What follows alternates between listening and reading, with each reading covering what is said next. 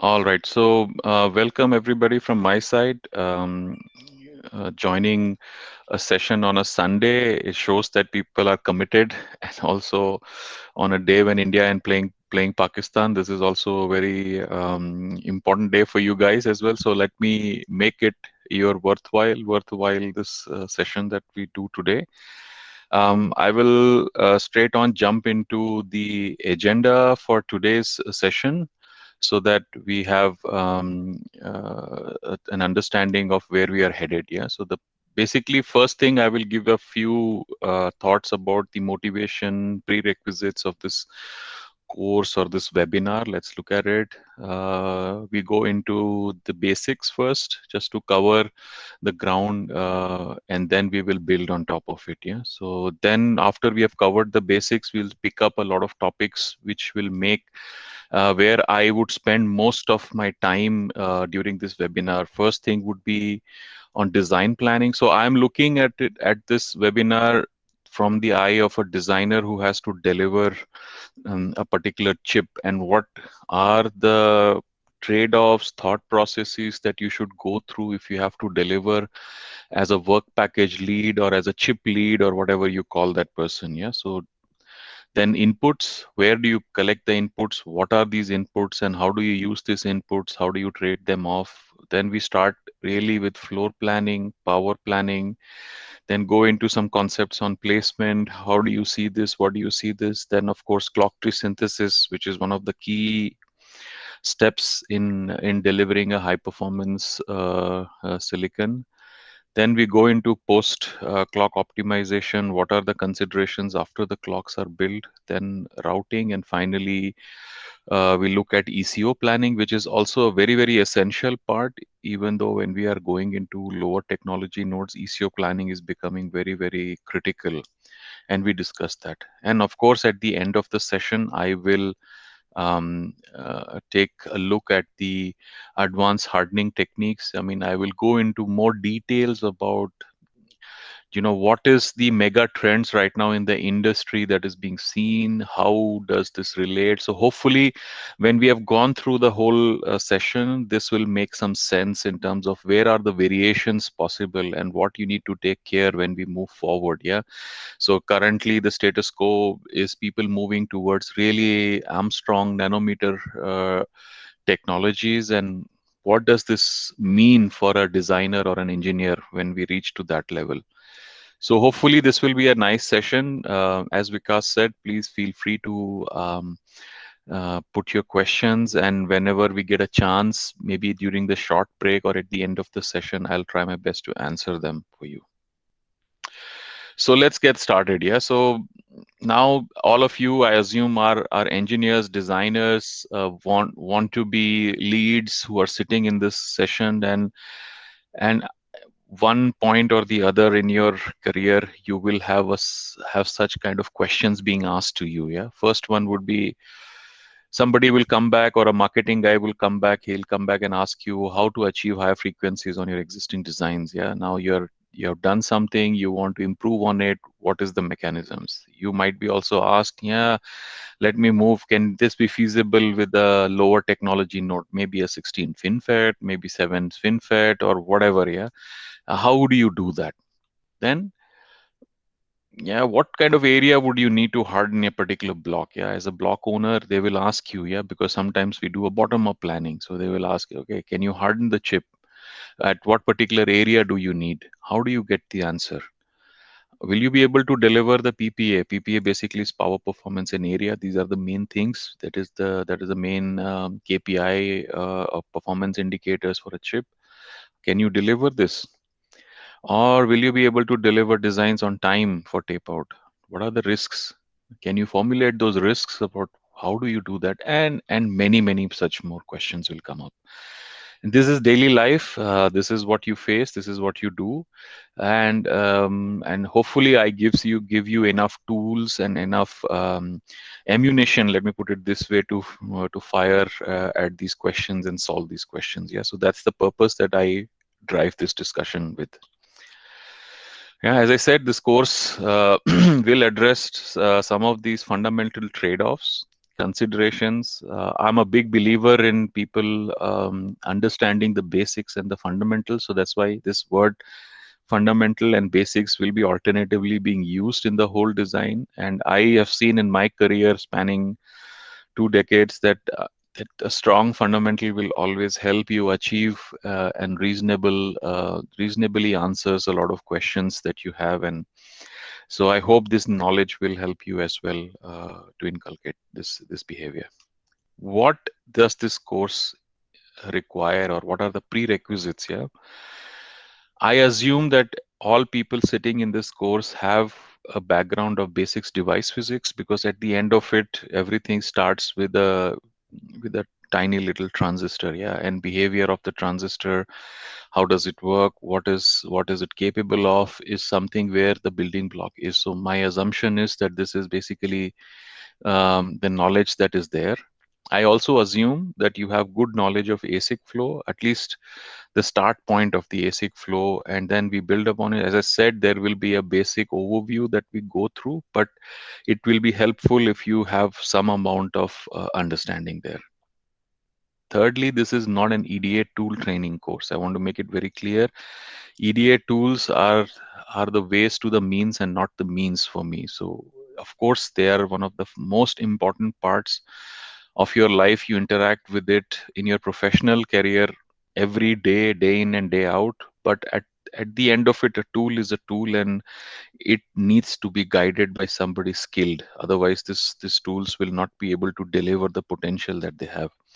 So I'm trying to give you the mechanisms by which you could go and fundamentally control these tools, but I am not going to talk about tool options and things like this. Yeah, so this is basically, there are plenty of courses from the EDA vendors that you could take up, and of course you would have. Yeah, so this is not the idea of this course, just to be very clear. One second. My mouse. Okay, here I go. Oops, something went wrong. Vikas, you can still see my slides or no? I pressed a wrong Uh, button, looks like. I can't see your slides, but as in the screen is still visible. You can stop presenting and maybe do it again. Very sorry, guys. So now we can see you, but not your screen. Okay, I will come back again. Just 1 second. Shoot, sorry for this. Where did it go?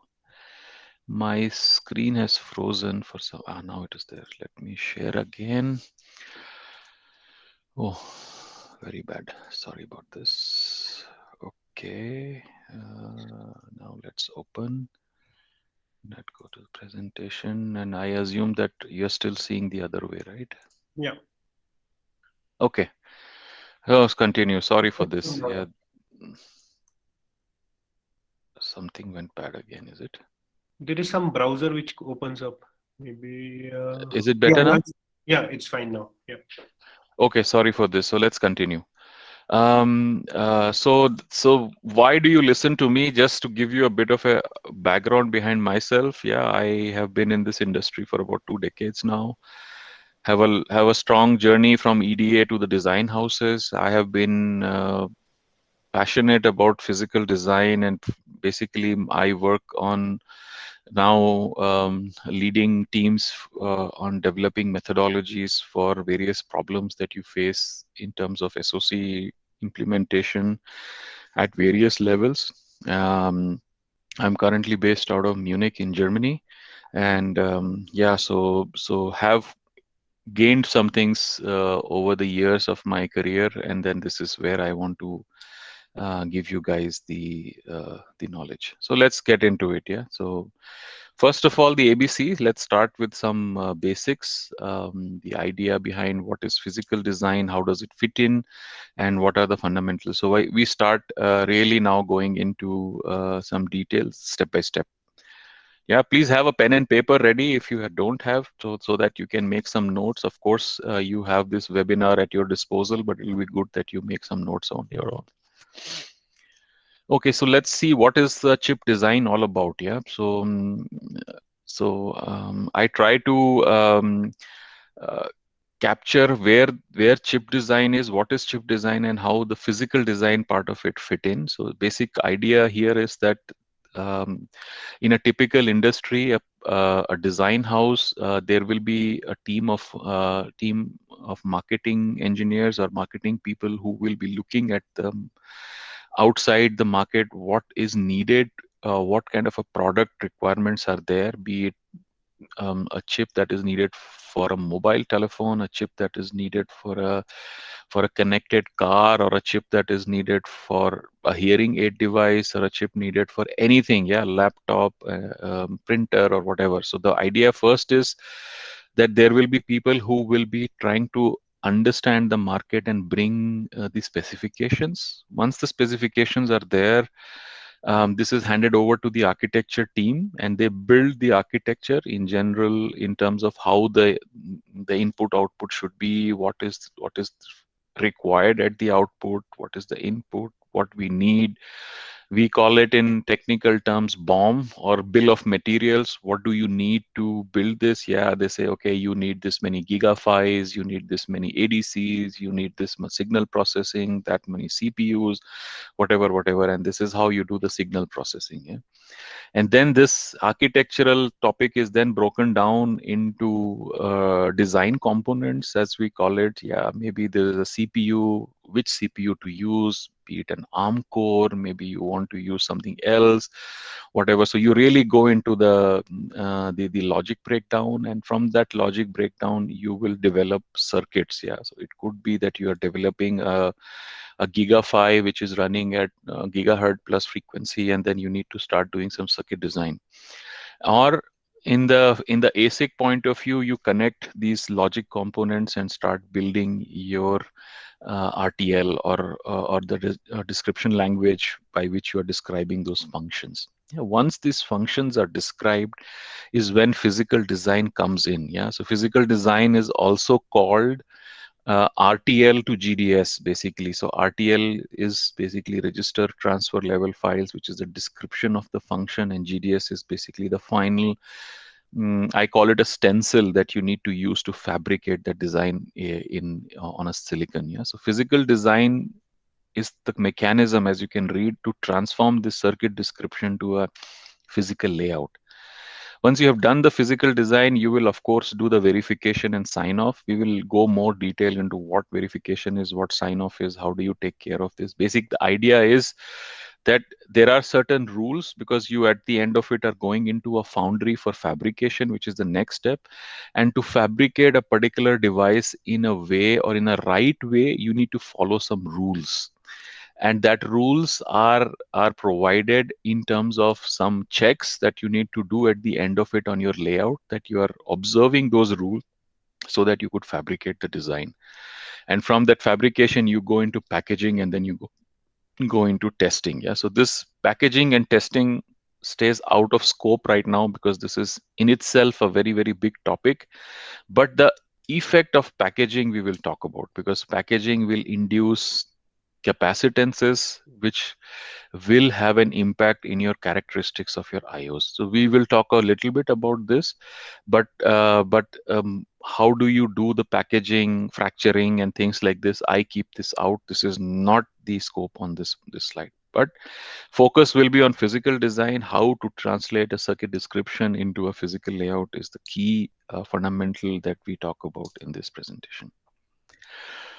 Going a bit more deeper into what physical design is all about. So physical design has multiple steps in which you move. Yeah.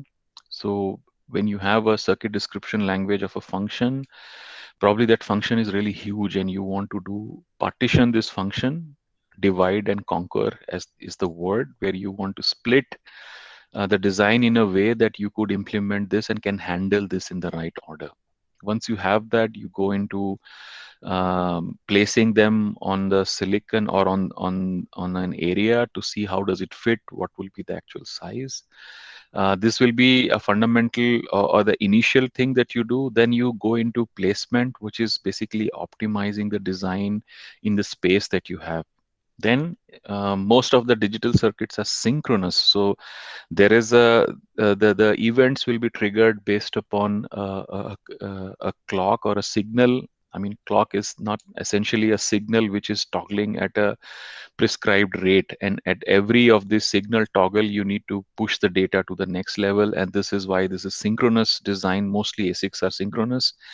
Of course there are asynchronous designs, don't get me wrong, but yeah, fundamentally their ASIC designs are mostly synchronous. So this is how clock tree synthesis, or clock is a signal which you all know toggles at a regular interval and will be the benchmark point where you transfer the signal. So we do synthesize the clock tree, then we route the design, basically connect physically the pins and the nets together, and then we look at some timing closure and physical verification. So this is basically the step that you go in. Now let's go one step deeper to understand each of these topics, and then from there on we will go into more more detail on each of these topics. Yeah. Now, partitioning. Basic idea of partitioning is that you need to, this is a method, first of all, that is, as I said, it is designed to conquer. Yeah. How do you conquer a particular design in a way which is manageable? So if you can see, this is an illustrative picture. There is a sea of gates which is there. Let me see if I can turn on my pointer. Okay. So there is a sea of gates that is on this side.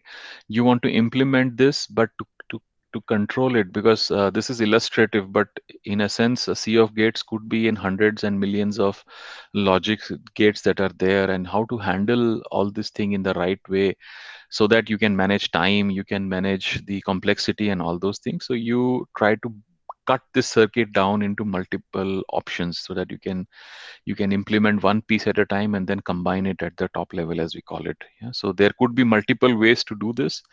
Now you see here that there are some partitions which are described. So there is one partition which essentially you could do is partition A, which is the red line, and the other you could do it partition B. Now, what is the problem, or what is the trade-off here? Yeah. So as I say, trade-off is efficiency to cost. So efficiency is in execution, but the cost, or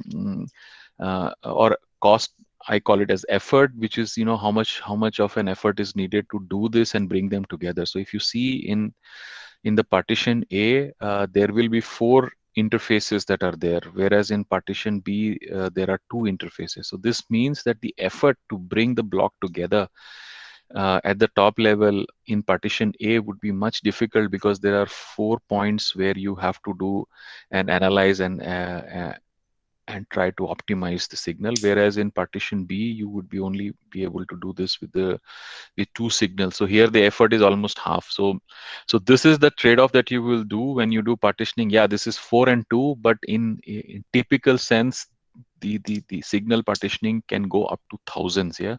So how many nets are you generating when you are splitting? Because when you cut, you will have some additional nets or pins that will be there in your partition, which needs to be balanced or connected. So how do you do this? What are the things that you need to do is something will be what we go deep dive when we start looking at the advanced topics. But in general, yeah, so ease of implementation and reduction of complexity is the mantra for partitioning. Yeah, then once you do that, now that you know what partitions you want to use, then for the given partition, you need to try to, floor plan. Floor plan basically is, as I say, in fitting all the components in a finite boundary. Yeah, so this is the finite boundary in which there are a bunch of components that you're trying to fit, how they come together, what is needed, and so I don't know how many of you know this, but this boundary also is limited. There is a limitation from based on technology, because the technology offers you, when you are really putting this whole floor plan or this design into a silicon, as you can see here, um, there is a concept of a radical. Basically, radical is a small piece of silicon which could be fabricated in one go, and this is heavily dependent on what kind of technology nodes you are in. If you are In a bigger nodes like 65 and above, the reticle size is quite big, but if you're going down, the reticles sizes are quite small. So sometimes the upper bound of a floor plan is not decided by your connectivity, but it is also decided by the size of the reticle. Yeah, it could be the chip is so big that it cannot fit in single reticle. So then you'll have to think about how do you do the implementation, because this way, if your chip is 1.5 reticle, so you imagine how much of silicon area you will lose when you're trying to fabricate such a device. So again, this, as I said, this comes with cost and effort as a trade-off when you are thinking about floor plan in a bigger picture. Yeah, so this is one more topic which we have to take a look at in much more detail.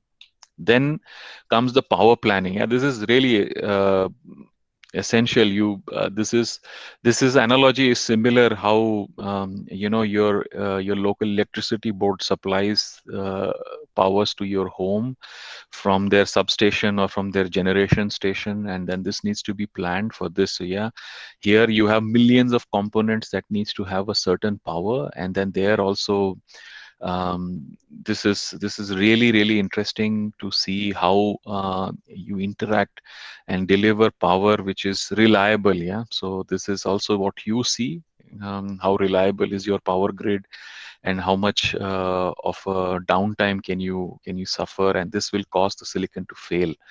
So we'll talk more about this. Basically, there is concept of voltage drop which comes in, is current into resistance, nothing very fancy, but how is this related to delivering robust power to your chip is something that we discuss. Yeah, so again, voltage drop, how much can you take versus how much area can you spare for your power delivery. Yeah, so you can make your power grid really robust by having use most of your routing resources to deliver power, but this does not help because at the other side you'll have to also do functional connectivity of your design. And this, if you are spending too much of your resources on delivering power and not too many is left for your functional side, you will have a problem on the other side.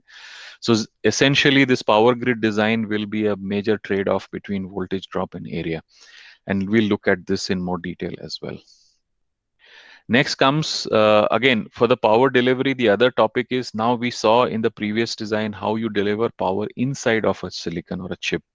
The next topic is how you get the power to the silicon. Yeah, from where are this power coming? Yeah, how to design the power grid? How to deliver the power? And in general, delivery of power is from higher metal layers to a lower metal layers with via stacking. How do you do the stacking of via? Because if you have to go to your standard cell, the rails are not at higher metal layer; it's at the lower metal layer. And then how do you deliver power, yeah, from the outside world inside to your standard cell rails in an effective way? And what are the topics there to be looked at? So yeah, so this will be some of the considerations that we discuss. It's a very interesting topic. There's a lot of artificial intelligence based algorithms that are there, that are being in development in our advanced techniques. We will also touch upon these also, yeah, during this coursework. Hi, Then Anshuman. yeah. On your screen, there is something called stop sharing or hide. If you can click on the hide, it will hide that Yeah, particular. that's what I did, and then things broke down. Okay, no. Okay, still Okay. working. Okay, cool. Okay. Okay, thank you. Okay. Sorry. Yeah. Okay. The next topic from power planning is going into topics of placement. Basic idea of placement is, now that you have decided what should be the floor plan, how you deliver reliable power to your silicon, now you want to optimize the components that you place. There are multiple topics that you have to consider here. Timing, as you say, as we say, this is a synchronous circuit. There has to be a certain time window in which a signal has to cross from one stop point to the other, or one register to the other, and how do you balance this? There are topics like wire length reduction that we see here, because we'll talk about this in detail about how power is impacted with wire length and how signals timing is impacted. So there are multiple transposition techniques that are used by the tool algorithm, like sizing, cloning, buffering, yeah, and then creating high fan out trees to make sure that the loads are balanced, sizing in terms of making sure that the signals are going at the right time and right speed, and these techniques are used by the placement engine within EDA tool to deliver you a design which is implementable. Let's put it this way. Yeah? So these are some of the interesting things that we also look at. But this is also a key topic. And then the next key topic, which for me I consider as one of the most critical piece in an ASIC design, more so when we are reaching a frequency which are really pushing the limits of the technology, is the clock tree synthesis. The idea is, again, due to synchronicity of the data, we want to provide this clock signal to each of the flops in the design, very, very close to each other, so that you don't lose time in between, which is called the slack. So there, if there is a design, if there is a slack in the design, then you are really losing the functionality or the speed on the design. So depending on what kind of implementation you have, whether you are doing a really fancy high quality CPU, or you are doing a common ASIC where you can take that slack, we discuss, and then we design our clock tree or tune our clock tree to that. Clock tree is something that is one of the most essential pieces to really get to a design closure. And yeah, and this is one of the most important topic in a typical VLSI or a typical chip design cycle. I think clock tree occupies about 30 to 40% of the time that is needed to develop a solution. So don't underestimate this. Please be very, very careful with this topic, because the entire timing closure and at the end of your design cycle will heavily, heavily depend on this. Yeah, so we'll touch upon these topics also in terms of how we can deal with this. Once you have done this, then you finally get into routing. Basic idea is to establishing design connectivity. So as you can see, of course, this is a illustration. There are standard cells, there are pins that has functional connectivity, but how do you bring them together so that the signal can really physically be connected with various metal layers? What are the options? What do you have to take care of? Yeah, how the tool algorithm works. Yeah, with some global routing and detailed routing. What is global routing? What are the overflows? We talk about this. How do you take care of or understand this design connectivity, and what can you do here? So so basically, this is basically a topological optimization of the design. I put it this way. Yeah. So you have designed now the wires, and every component has a topology, and now based upon this topology, how you so if you see, when you start from the placement, which is or a floor planning, as you go down the cycle towards routing, the optimization space is becoming narrower and narrower. The more you want to you the more you shift your problems to the left side, the more room you have to improvise. Because once you have fixed the location of your clock cell and your clock tree, if there is a problem, you will not be able to fix, because if you're disturbing some flop placement or something, you have to redo your clock tree, so you have to go always back. So the idea is to anticipate the problem earlier, so that your problem space is wide enough that you could maneuver. If you are coming to routing and you find a fundamental problem, the whole cycle has to be repeated, because you are freezing topologies as you're moving from one step to the other. And it becomes very, very difficult to solve the problem at the end, because most of your design is now appearing fixed, because any small change will really kill your design. That's why the ECO planning is so important in terms of when you're doing lower technologies, that how do you plan for these last minute changes. This is where you have to spend some energy. And innovation in this industry right now is going that how to take your problems on the left side of the window, not on the right side. So how to push the problem in a way that it is seen early. As they say in management, so they say in technology, that you fail first and fail early. If you find the problem early, you will be able to fix it very quickly without impacting your turnaround time, your timelines, and anything else. But if you fail late, it will be disastrous sometimes. Yeah, you will not be able to meet your tape out deadlines. You will have to move this, and this creates a lot of problem, because at the end of it, business of your design house will get impacted. The bottom line will be impacted if the customer is not able to receive the silicon on time as promised. So that's the fundamental thought process you carry forward, that we are endeavoring to bring things on the left side of the window always. Yeah, at the end of it, you, as I said, this is just an overview. There are checks that you do. There are some design rules. There is layout design rules, basically, as I explained. Some checks which the foundry where you are fabricating your design will prescribe. There are, and then you will also have to check that, okay, what has been done. You took an RTL and did a physical implementation, whether they match. So you have to look at your layout and the schematic of the design and see whether these two things are matching, and you prove that the functionality is same. Otherwise, you don't know what you have implemented. Yeah. So this is also one key critical thing. We talk about electrical rule checks also. Yeah, this is basically the fundamental connectivity of the design. Is there any devices which are floating, still not connected properly to the power and things like this? And there, so these are the checks that you will see when you do the electrical rule checks. And of course, there are some timing sign of things that we will discuss. So with this, I hope I gave you a brief overview of what does it mean to do a physical design. And now I would go take you deeper into the understanding.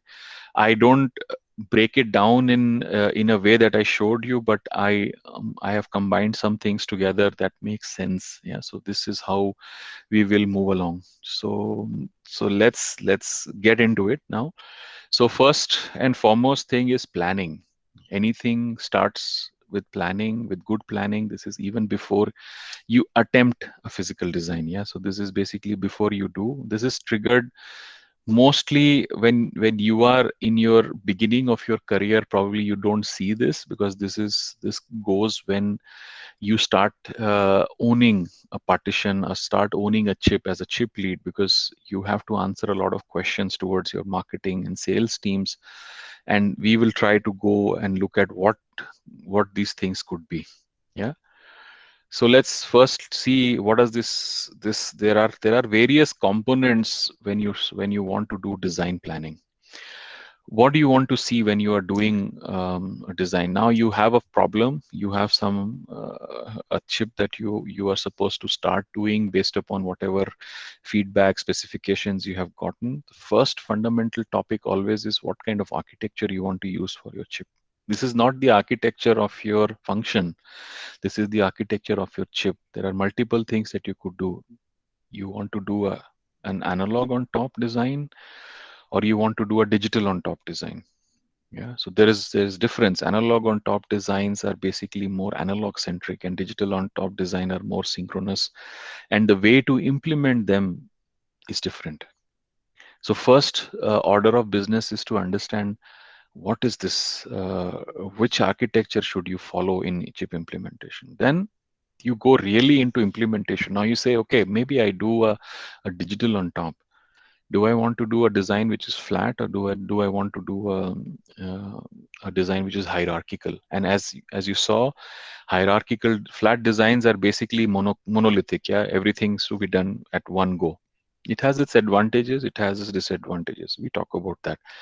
And then hierarchical design, where you make a partition of a design. You see, as I said, divide and conquer. You divide the problem and then you conquer it. Then also there are approaches which are like, say, how do you want to do, even if you do partition, do you want to do a design which is top down architecture, or a bottom up kind of construction? So top down construction basically is that you split the design. First you make the design flat and try to then split them into various pieces and then fit them together. But in some of your designs, probably you have a third party IP which is has a fixed aspect ratio and a fixed way of implementing. Then what do you do? Then you have to maybe start bottom up to see, okay, how do I fit this first, and then build a chip around that. So there are various considerations that will come when you are as a chip lead, when you're trying to integrate. It all depends on where you are headed. So I'll try to bring a few considerations here in this chapter, or this section of the webinar. Okay, so first thing first, as I said, I'm a fan of fundamentals. So I want to give you a bit of an understanding of what is an analog design and what is a digital design very, very quickly. Yeah, I know you know this, but still, let's do a refresher. So this, as you see, there is basically a very typical ID/VD curve of a transistor, and when you start increasing the voltage, at after a certain point, the currents will increase, and then after a point, the current almost saturates. Yeah, there is a third order effect that happens. The design, the reason which is here between here and here, where the currents are still rising or is a function of the voltage, let's put it this way, this is called the active region, because when you change the voltage, you will have significant change on the current. And then there is a region when the voltage, where the current is say in the first order stable. This is called as the saturation region. Beyond this, the current cannot be increased. Analog circuits are working in the active region. Why? Because they do some amplification. So when you pass on the voltage, a smaller voltage, then a current will be generated. So it is very, very important that for this kind of amplification of your signal, you have to maintain the drain voltages within the active region. Yeah, so that's why you have biasing circuits if you see inside your analog design, where in your digital design, it is more either you go into cutoff, where you say that the transistor is completely off, there is no current at all, or you are in saturation where there is a finite current which is stable. So there you don't need to bias. You have to have these two saturation voltages on your drain. We represent in the digital logic as 0 and 1. Basically higher voltage versus 0, no voltage. And that is the digital circuit. But analog circuits are, that's why they say it's a just as a fun, it's a black magic doing analog circuits, because to reach to a particular biasing point and always maintain those biasing points so that you have the right gain, as it is called in analog design, the gain of the circuit to be constant, it's a real struggle, because the biasing circuits are also made out of transistors, and they tend to have third order and fourth order effect, which might vary the voltages, whereas by varying the gains. So this is the fundamental aspects about where the analog circuits are operating and where the digital circuits are operating. Yeah. So just as a refresher on what we talk about, but now the point is to look at what are the key deciding factors in doing. Very busy slide, but I wanted to put more text here because this will help in discussion. There are various aspects that you want to look at in terms of whether you want to go for an analog on top, whether you go for a digital on top. And the first topic is the area split. So what do I mean area split? Area split basically means is how much of the area of your chip is analog versus how much of your chip is digital. So now if you say you are developing a typical signal processor which has, what the signal processor has, there is a CPU or a processing unit which takes the input, processes this, and then synthesizes it into a different input that you need. It is more a digital operation, because here you are not really concerned about amplification or things like this. You are more concerned about the transposition of the signal and the speed of the signal. And now look at an example of a sensor. In that sensor, what you have to do is, say you have you have to create typically a proximity sensor or a distance sensor. That's a product that you're developing. So there you have to interact with the physical world outside. So you would have some kind of analog to digital converters. Those converters will go in, they will convert the signal and bring this into a different form, and then a signal processor might work on it, and then the output is generated through a digital to analog, and then you throw it to the outside world. So there is a significant amount of analog that is needed here.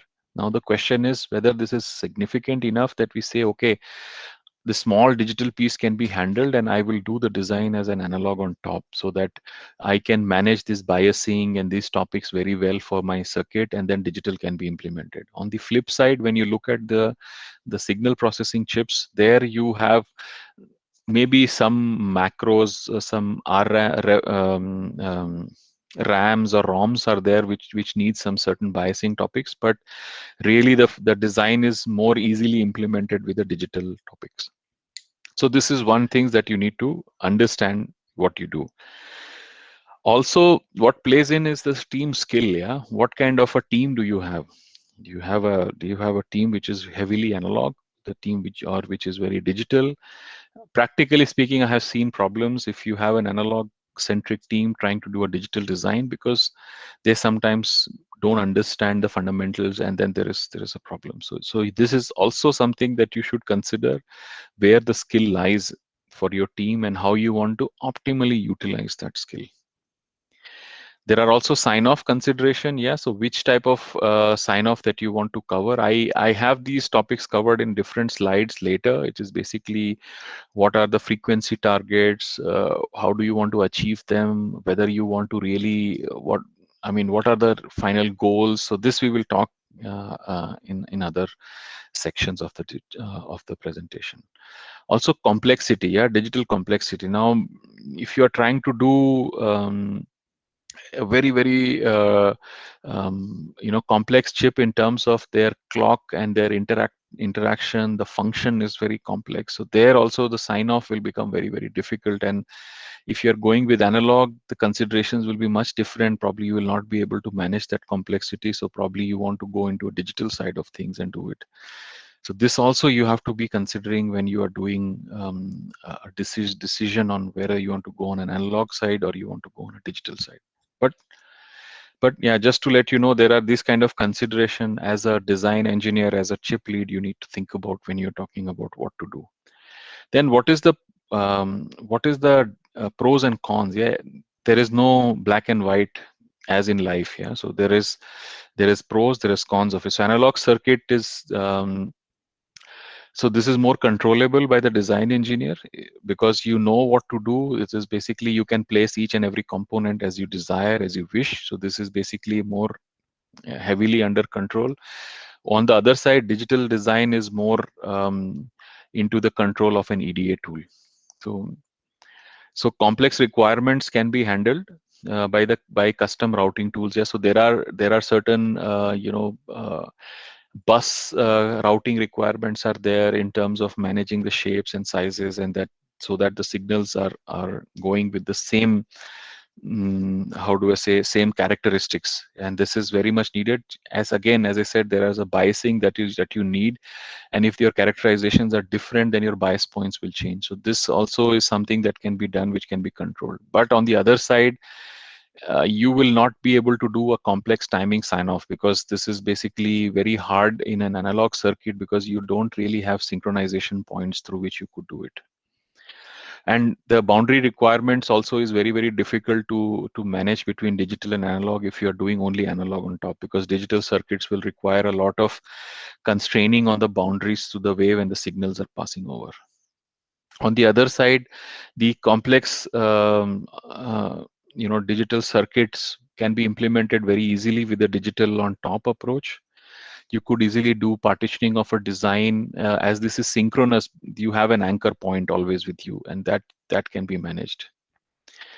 But on the other side, when there is analog interactability, now the digital guy has to take care of the routability and things like this. We talk about this because there is also an issue if you are sharing the ground between analog and digital. How do you do that? So these kind of complexities will occur when you are doing digital design. Again, as I said, the contamination of signal. Yeah, how to do noise isolation, because at the end, analog signal is very sensitive to noise, because they have to be in they have to hit that sweet spot where the gains are higher in the circuit, and digital signal is more pouncing on the speed, and this contamination across analog side has to be preserved. And and and this is something which becomes very difficult. So as I said, there are multiple topics that you need to consider, and this is the beauty of this kind of a field, is that there is no right answers here. So you always have arguments on one side or the other, and this gives a lot of power to the engineer to pick what they want to do and how they want to achieve this. Other thing is about what is the flat implementation versus hierarchical implementation. Now you want to do a chip, either you want to do a flat design or a hierarchical design. There are various things that you think about in this case. Yeah. So when you're talking about flat implementation, maybe a novice engineer would think, oh, this is easy. Everything is flattened out. I know each component is open to me. I see this and then I can implement this. But at the end of it, you need to understand that whether it is worth spending so much time, because when you have flat designs, you will have higher run times, you will have higher turnaround times. If there's a problem that happens, you'll have to turn it around at a it will take a lot of time because this whole bulk needs to be reinitiated and redone. On the other side, on a flat design, because the interfaces are optimized, there is no strict boundaries that you have to maintain. You could probably end up having a lesser area for your overall design. On the other side, when you are thinking about hierarchical design, probably there are components which can be split in a way that, when there is some smaller problem here and there, you could open up that particular small piece and then you fix that and bring it together. So your turnaround times will improve, but you you will lose some efficiency because of the interfaces which are strong. You will have to have a bigger team to do your hierarchical design because each partition or whatever you create needs to be worked independently and parallelly.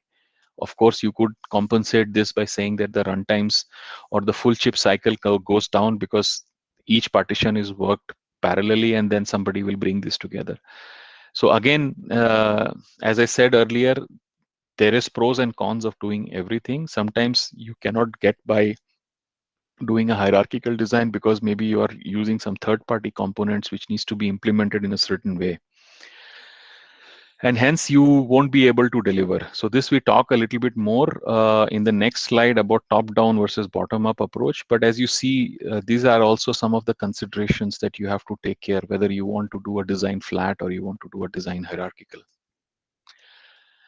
Now let's look at hierarchical design has two flavors. Yeah, either you do a top-down design or a bottom-up design. Basically, top-down design is a pure hierarchical design that you flatten the design first, you break it down, you can do the partitioning based upon your needs. As I had shown earlier, you can cut the piece in a way that suits you, and then you can push the designs out and then develop.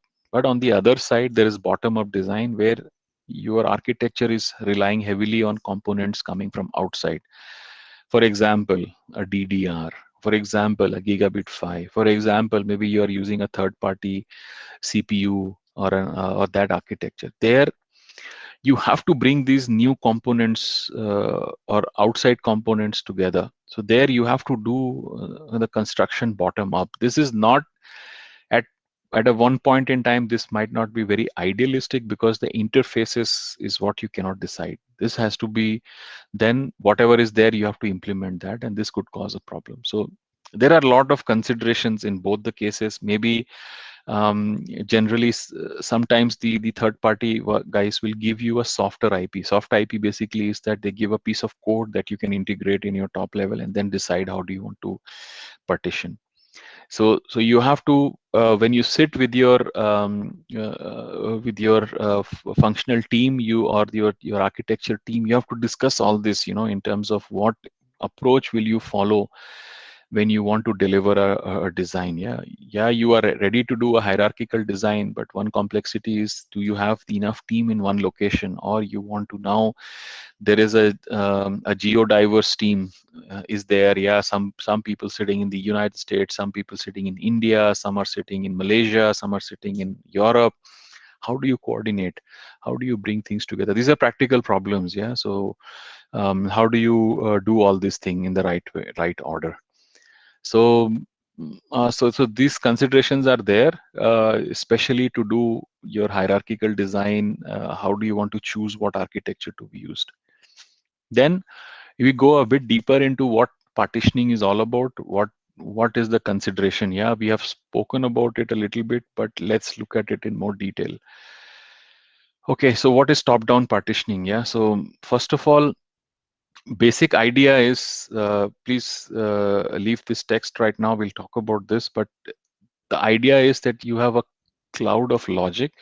I'm just putting it naively, yeah. So there's a cloud of logic. You flatly spread this, then you decide on what are the logic cones that you want to bring together, and then you try to shape them and then create independent blocks or clusters or partitions that can be implemented and then reconnected at the top level. So first consideration, of course, is the design connectivity. We have talked enough about this, that there is um, connectivity is essential because the complexity of the interfaces will be decided by this connectivity.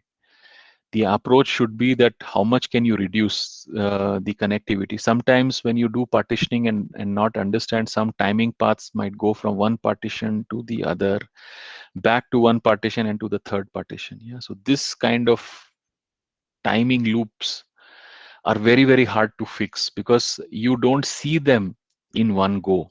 You either see part of it in one partition, the other part in the other partition. Then the question is that how do you plan, this timing, and how do you do this? So this becomes very important, and that's the next part. Yeah, this data path consideration. How are your data paths moving along? So a good habit always is, when you are doing a design, you should ask your functional designer to give you a data path diagram. Understand those data paths.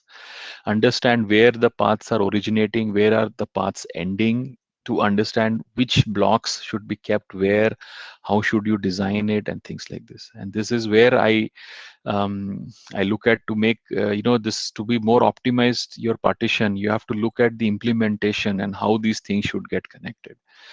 And of course, this is really, really essential in terms of and with data path, I mean design architecture is one of the same thing. Yeah, so where are the independent portions of your design and how do you bring them together? Where are the timing critical interfaces? Once you see some data paths which are really, really like a snake moving all around, then how do you bring this together? Whether you have to split the logic in a different way that these things are more contained. So these are the topics that you have to look at.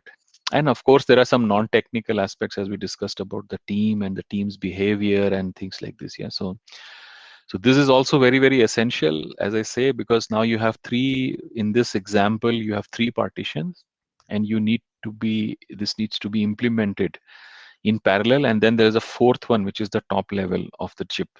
How shall you do this? Yeah, because you need to start from really synthesis all the way to sign off on these blocks before you bring them together. So where do you want the teams to sit down? Are the teams sitting in one location so that the communication is easier? Probably that might not happen practically. And if the teams are split, what is the overhead in terms of, say this is a small partition. If I say this will be implemented by somebody sitting in remotely in Penang, whether it's worthwhile, or should I absorb this inside this partition so that we have more, optimized interfacing with different teams to deliver? Because these non-technical overhead, believe me, will consume a lot of time and will waste a lot of time in your design cycle, and when you are reaching closer to your deliveries, I mean, this will be really frustrating sometimes. Yeah, so these kind of considerations are really important, even though we focus more on technical topics. But yeah, these are practical things which you should definitely challenge and take a look at it before you do this, commit to this kind of design and timelines. Yeah, but where is the industry heading? Yeah, so there is also some state of the art topics that are there currently. Now, in the previous example, you saw that there is still some amount of gaps available in the top level so that you can maneuver some optimizations here. I think this is becoming more and more obsolete right now. In the latest trends, we do something called as the fully abutted design. Basic idea is that there is nothing left on the top level. All the complexities are pushed into blocks.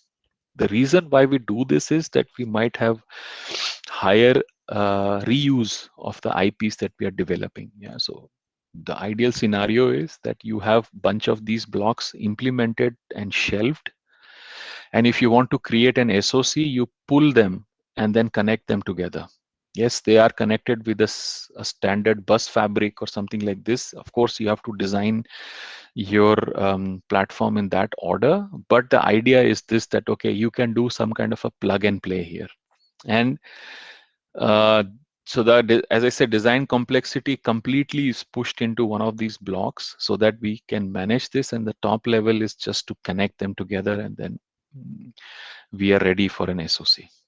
Easier said than done, because there is a lot of topics that pop up, that when there are interfaces, who should manage which interface and which side has to be optimized, where are the depth of the logic sitting, and all these questions have to be answered. What are the common interface points? How do you deal with this common interface points? So of course, and and also clock tree wise, how do you design a clock tree for this kind of a structure?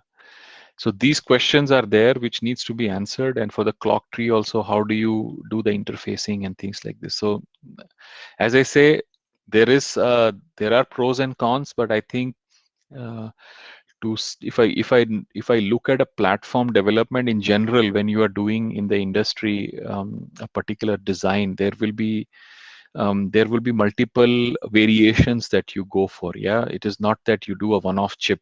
One-off chips are very, very expensive to do, because there's a ton of R&D that you need to put on this topic. But when you do platform things, that okay, you have a plan for about 10 design variations, these approaches at the end of it pays off. So yeah, we'll touch upon a few topics in terms of the considerations here, what you should do and things like this, when we reach to the topics of floor planning and other things.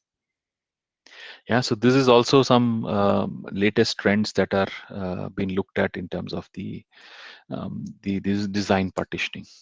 It's called the fully abutted kind of technology. Okay, now another topic. Now everybody is aware of this guy, Gordon Moore. So he was an ex-Intelite. He proposed his famous Moore's law, which says basically the number of transistor will double approximately every 2 years. And I think this trend is going on today as well. As you can see, that as the time is passing, the complexity and the number of transistors are doubling on the chip.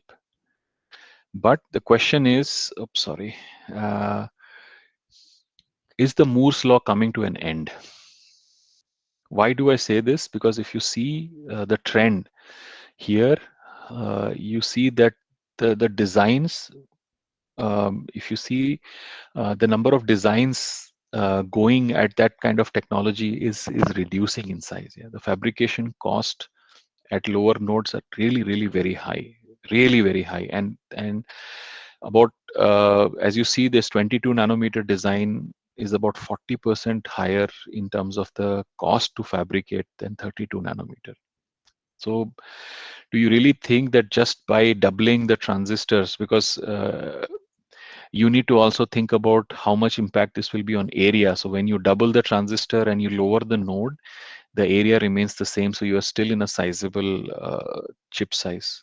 But with this external factors that are playing in, is the Moore's law really coming to an end?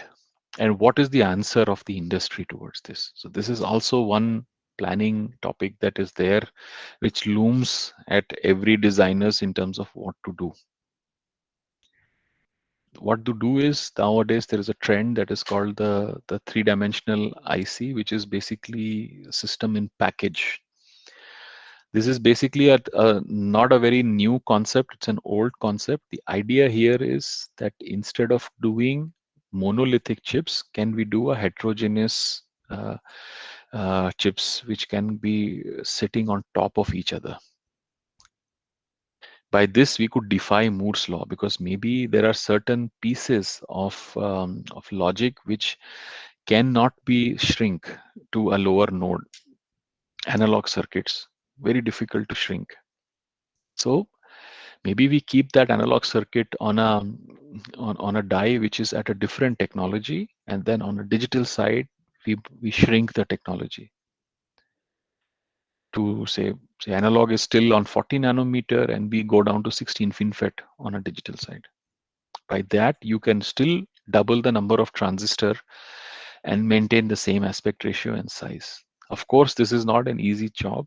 Nowadays they are doing triple stacking as well in some of the cases or more, and this comes with its again pros and cons. Yeah, so what is the advantages? Let's look at this 3D stack die stacking. Yeah, first one is speed. So now you see most of your problems are planar in the previous side. Now the problem is in the vertical direction, in the Z direction. So the connectivity can happen straight from the bottom chip to the top chip. So you can significantly reduce the wire length and the signal latency. So you can really have high speed connections.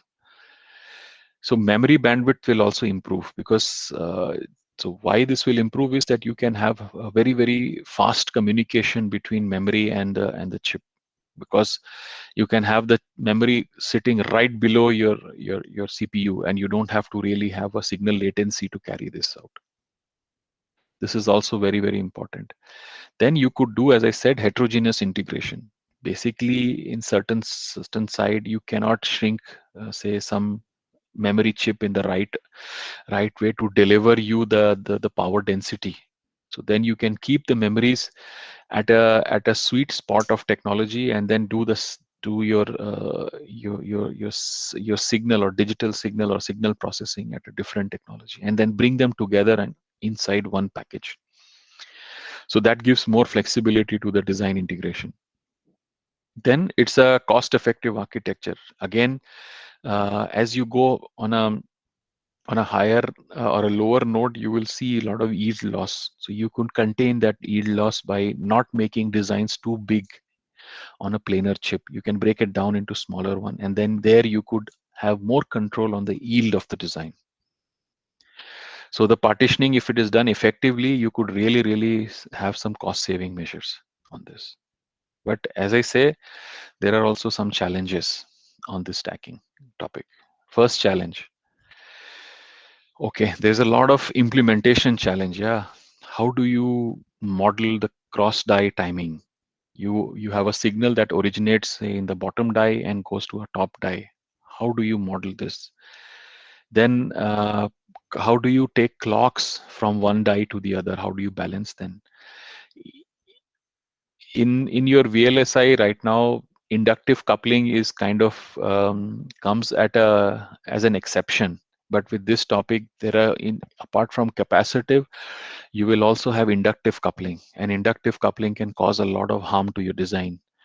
And this is basically, creating, really it will put the design out of sync. This is also very important. Now we will talk about on chip variation, but now this is not on chip, on multiple chip variations. How do you capture this? And if it's an heterogeneous integration, you will have OCV, how do you say, profiling for different technologies will be different. How do you bring these two things together? How do you decide on what kind of corners to sign off at? How do you design power grids in this order? So there are multiple challenging topics in terms of implementation. Then of course, thermal management is becoming another part of it, because this dies, if there are no effective heat sinks, because the top die, if you look at the diagram below, the top die does not have any connection to heat sink. If you see, the bottom die is still can be connected to heat sink. So there could be a thermal overrun that could happen.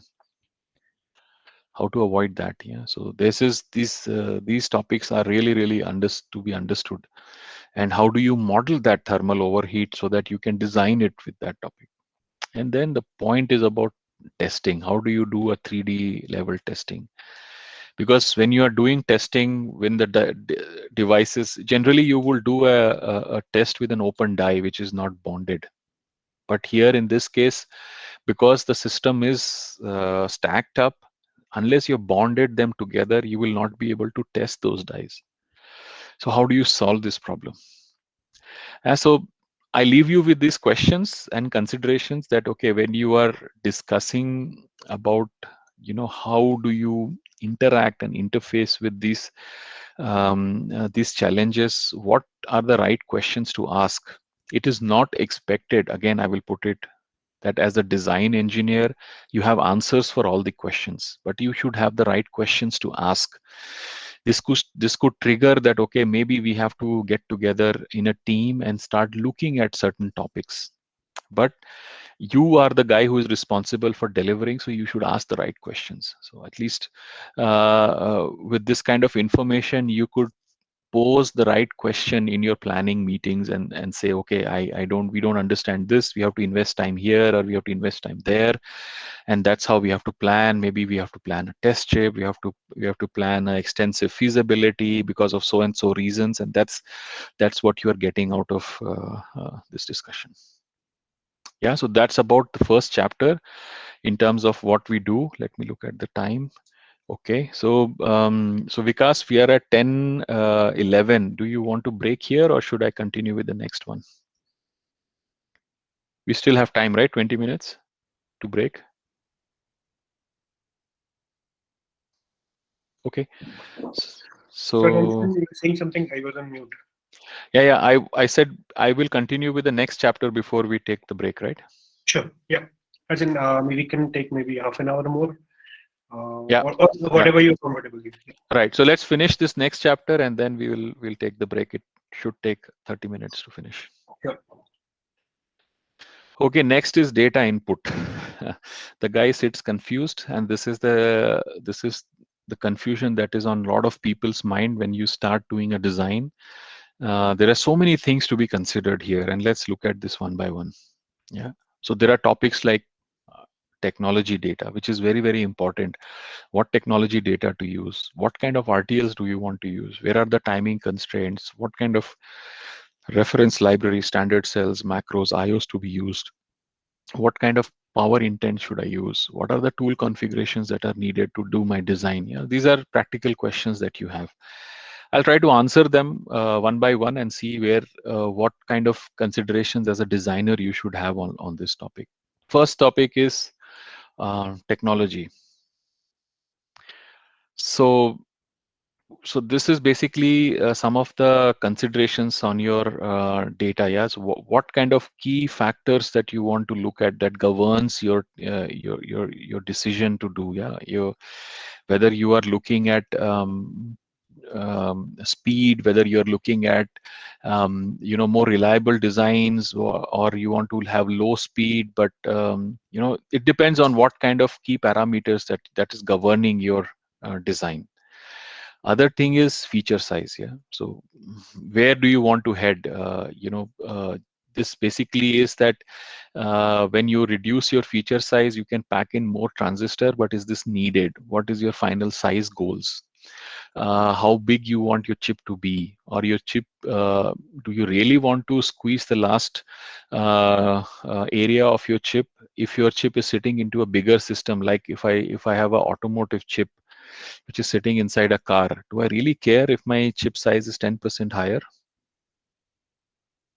Yeah, cars don't shrink. Yeah, so the chips, but that matters when you are developing a chip for a smartwatch. If you have 10% lower area, wow, you can do so much. You can really reduce the feature size. So this target technology and the size will depend. Again, the next thing would be speed to look at. So what kind of speeds you're looking at? Yeah, so really, if you want to, you're developing the next generation of processors. Yes, you need to squeeze in each and every picoseconds from your device, and then you need to have really a lower technology node where you will really look at that.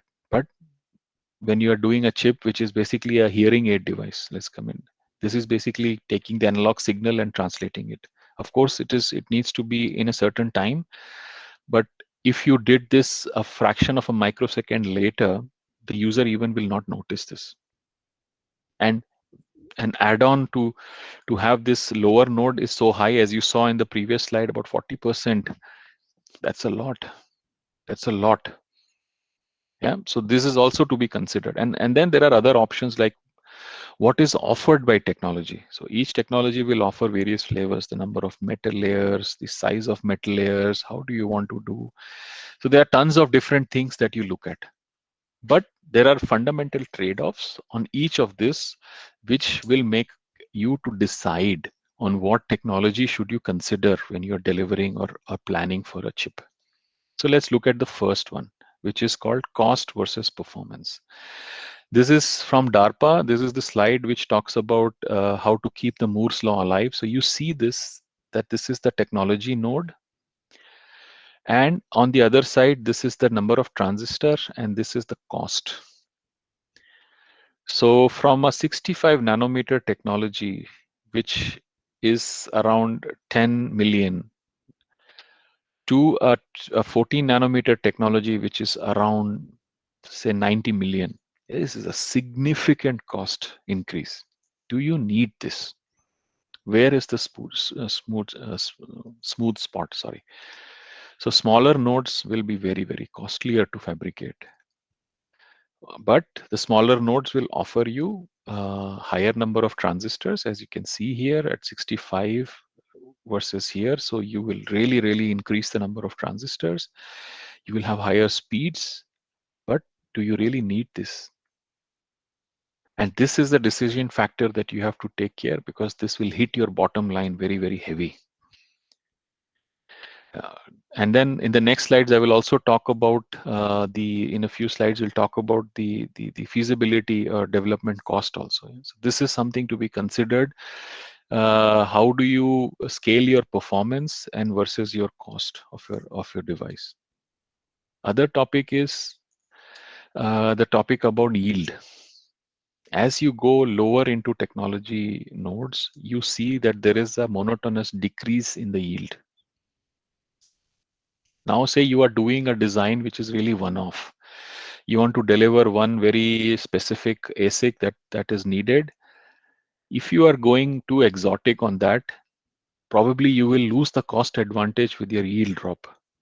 But on the other side, if you're really doing a mass market ASIC, where you can cover the yield loss with the amount of units that the organization would sell, then you can balance this out. And this is very, very critical as well in deciding where to go. Yeah, sometimes yield loss will be so huge that the whole design probably will not have feasibility to be done in the company, and you would sometimes see projects getting cancelled, and which is for no apparent reason for you. But these business decisions are taken at that level. You know, really, if we will make money, I spend 10 million, but I'm losing 6-7 millions on yield. Does that make sense? So this is also one thing that as really chip lead or a design lead, you should consider when you're thinking about what technology that you want to use. Other thing is uh, enablement cost and versus development cost. I interchange cost to time, because what happens is as you're going lower in and lower into the technology nodes, there are stricter and stricter considerations in terms of making the design functionable or workable, which means that, as you can see here, when you have to develop a chip which is at 16 and 14, the development cost is almost more than double of the cost that you will spend for doing, say, a 65 nanometer or a 40 nanometer design. Because you have to consider a lot of other things. You have to consider prototyping. You have to consider, really, really solid architecture. How do you have to do this? Qualification of your IPs and many, many different such topics. Yeah. So then you have to think, where is the cost advantage? Where is the bottom line? What is the business case which we are pursuing? Yeah. Sometimes a lower technology might offer you more metal lines so that you can shrink the area. But is it possible to do? And then you can recover some of these cost adders that you have with your mass market devices. So yeah, so this is basically also one thing that you have to consider between the development of new products and where you are targeting your technology. Other considerations, now we will go a bit into more technical topic, is on the reference libraries. Reference libraries basically are the list of components that you use to build your design. It could be standard cell, macros, and IOs. Yeah, so typically when you are targeting a new technology, you will run some feasibilities to see what is on offer by a particular technology, or by a particular reference library. So there are multiple vendors in the industry. Sometimes bigger organizations will have their own development departments to do these developments, but most of them will buy off the shelf. And there you have to be really considerate about what choice do you have and how you want to utilize those choices. There is this famous triangle that you have to look at when you are looking at what kind of reference libraries do you want to pick. The triangle is called the performance area and power triangle, or the PPA triangle. Yeah, what kind of area is offered versus performance versus power. Yeah, so as you see that, there are multiple flavors of the libraries that you have, and there will be different areas and the routing overheads that you have on the architecture of the design. So this consideration has to be there. The performance is to determine what kind of frequency can I achieve with the kind of reference libraries do I have. Is the reference libraries has enough components that can decompose your circuit in a way that you can achieve higher frequencies. Then what are the power points or power consumptions of that circuits that is there, in terms of giving you really determination about what will be the final power that you have in your circuit. How do you do this? Now the question is, you are sitting in a design planning meeting where you have not even started looking at what you have to do, and your somebody comes and asks you, can you tell me if I use an X vendor library or a Y vendor library? How do you answer this question? You will on These are the topics that you would see really on the chip when you start implementing. But the expectation is that the feasibility, as it is called feasibility, this has to happen before you even start your implementation. How will you do that? That's the question. That's the point which comes for a chip lead, in terms of, so how do you give this clarity to your team, saying that, okay, from the business point of view, we will use X vendor's library with this many metal layer, this what and this not. But you have not even seen a design. What should you do? Yeah, so let's answer this question in the next section. So the idea is, NAND comes to our rescue. As you know, that there is every kind of component in a design can be represented by a NAND circuit. So we in a industry, what we generally do is, when we do feasibility, we do feasibility in terms of NAND equivalents. So we try to say, okay, what kind of NAND equivalents we will have in our design, and based upon the NAND circuitry, we will do some calculations. Yeah. And then give some understanding on what kind of power consumptions will be there in the design, what kind of area is there, and things like this. Yeah, because you have really not seen the circuit in the design. It is more at the feasibility level. So what do you do? Let's take a small example. You see, there is typically there are this kind of design spec sheet which will be there. This is an illustrative example. Don't hold me for this, but yeah, this is illustrative examples where your target technology is mentioned. So maybe we are analyzing 28 nanometer here. Chip size, so chip size requirements are there. Okay, typically what should be the size of your chip? Max operating frequency and corners and voltages will be there. Okay, I want to have it at 25 degrees C, and what is the voltage. We need to run it at 500 megahertz or whatever. This is the typical spec sheet that comes from the marketing side. And the logical gate count, probably with the bill of material, okay, how many gates will be there, what will be the power, typical power that you need.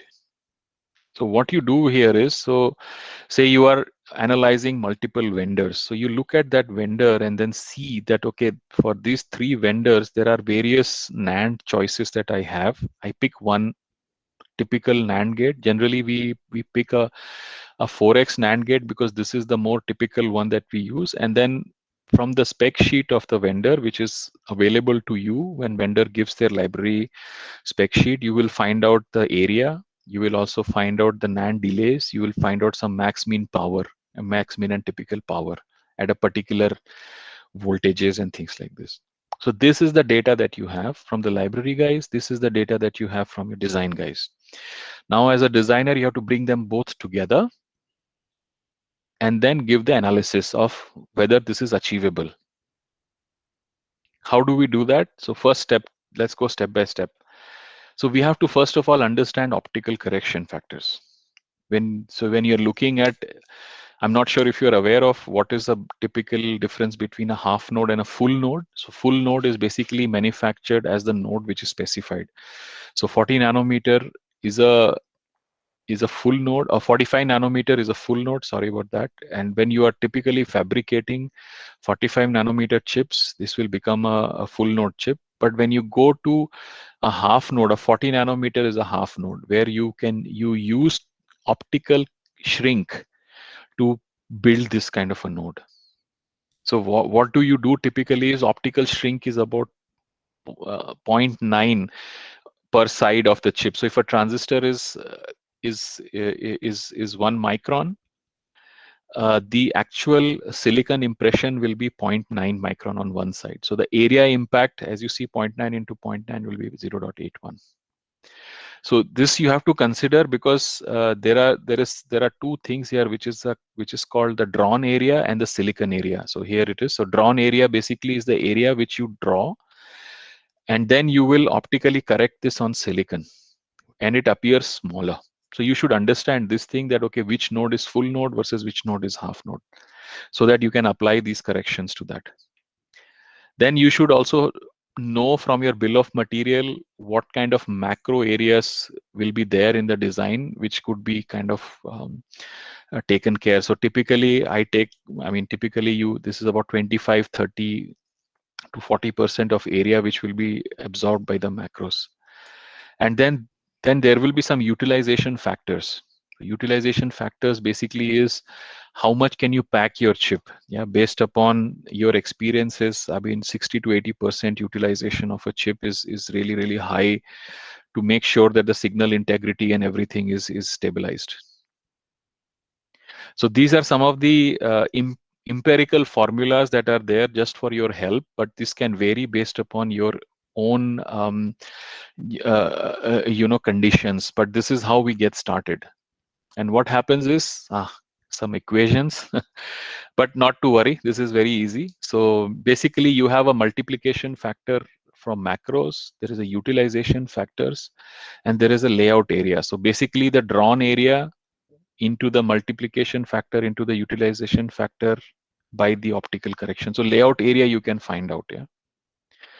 So the layout area of a so typical number of NANDs you can find out, because you know the chip area, and from this chip area you can remove this optical correction, you can remove this macro area factor and the utilization factor to have a number.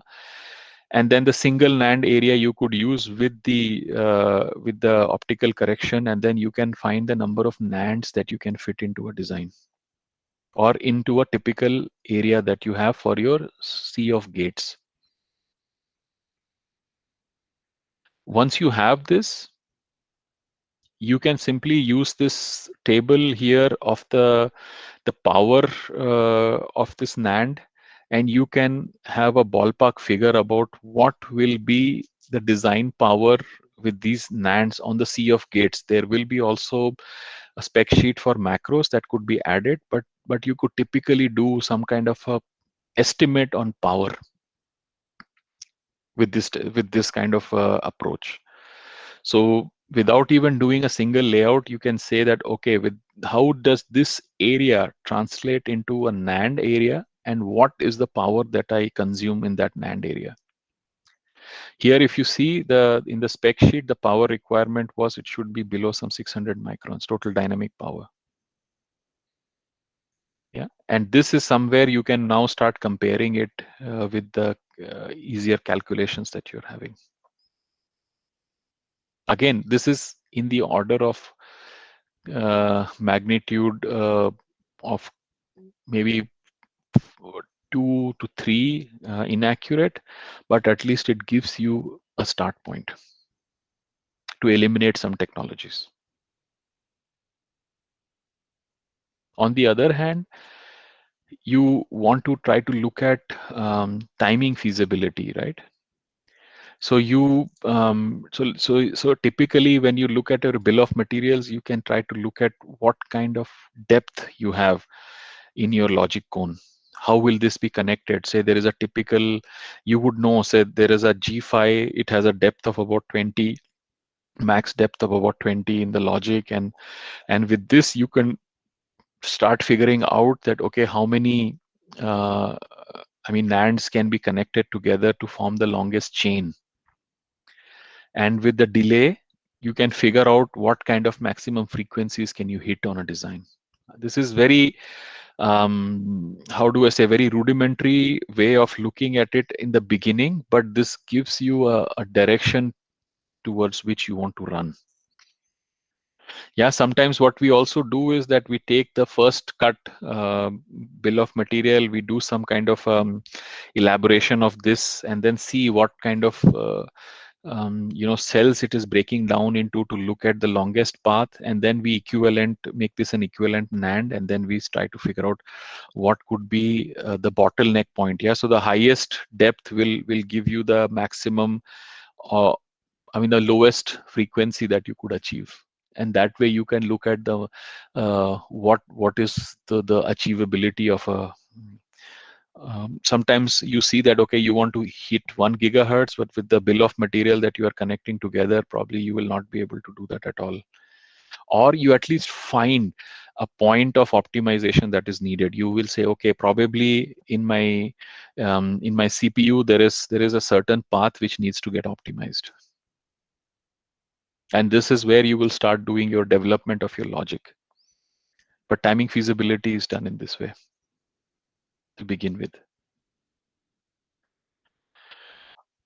Okay, so this is how you do some kind of a feasibility on what kind of standard cells or reference libraries that you want to use to look at power. You look at timing feasibility. Then the next part is to look at the power requirements. Whether you want to do a design which is a single voltage, whether you want to do a design which is multi-voltage. Multi-voltage is basically where you are trying to have various voltage on various components so that you are always hitting a sweet spot of power. But with this, you will get a lot of issues, complexity increase, because when the signal is traversing from point 8 to point 9 or 1 volt to point 8, you will have to bump up or bump down the signal based upon what you have. So, and then there are other topics which we will talk in the next slide. So here, first of all, you have to see that when you are moving signals from this point to this point, there is a voltage change, and there you have to do some level shifting of the signals, and all these complexities get added. Other things that will add in complexity would be, more of different power requirements. Like there is power switching. Yeah, so sometimes you would say, okay, I want to switch off a particular side of the network. Yeah, when you switch this off, what do you need? You probably need to have some kind of retention logic in your design, or you need to have some kind of switches in your design to stop X propagation. So this increases complexity. On the other side, if you want to do kind of a dynamic voltage scaling, this is also very critical. Yeah, that, okay, depending on the functionality, I can scale the voltage higher or lower. In the previous example, I showed some static voltages, but there could be also nowadays techniques of dynamic voltage scaling. Yeah, so this needs those controllers and things like this. Yeah, when you're doing the data inputs, then you would need all these topics to be considered when you're really thinking about what all topics do you need. Then clock gating is another way of doing it, to switching part of the clock gates. How is this done? What kind of inputs do you need to do this, and things like this. Yeah, so there is multiple topics to be considered. There are this unified power formats or UPF files that, or power intent files that you have to generate in terms of developing this, and this will be the inputs that you would need when you are doing your design. Yeah, so depending on what are the considerations that you have in terms of your feasibility, technology feasibility, in terms of your standard cell feasibility, power intent feasibility, then you will decide on what kind of inputs do you need to develop your chip. I hope this gives you a fair idea about how do you get into your chip design. Now, the chapter beyond that, we will start looking at now really going into a floor plan and doing the first level of chip implementation. Now we have completed a design planning. We have completed what we understand what inputs I need. Now I start assembling the design. So the following sections will focus on the design assembly, starting with floor plan. There were a couple of questions. There was one question on specifics about, let's say, when we go to 5 nanometer, 7 nanometer, what kind of challenges we run into. Mhm. And this is I think Yako asked this question. What are the practical aspects of going to those technologies? Okay. I think it's a loaded question. Thanks for the question, because 5 and 7 nanometer is itself a 3-hour webinar, if I, if I have to say it this way. Yeah. But the key challenge would be, which I will allude to in the next few slides, about patterning. Yeah. So essentially, the feature size are becoming so small, that there will be, you just cannot manufacture one in one mask every layer. So you have to break it down, because the features are very small. So you have to break down patterns into various, you said they have to decompose that pattern into two masks instead of one. So this is called the layer, the concept of layering. Yeah, so then you will have to have this colored approach, which I will talk in some of the slides, and in some other slides I will also talk about the impact of power density that is there, and how do you do this. So with this layer, what will happen is this will induce a lot of design rules that you have to manage and maintain when you are doing your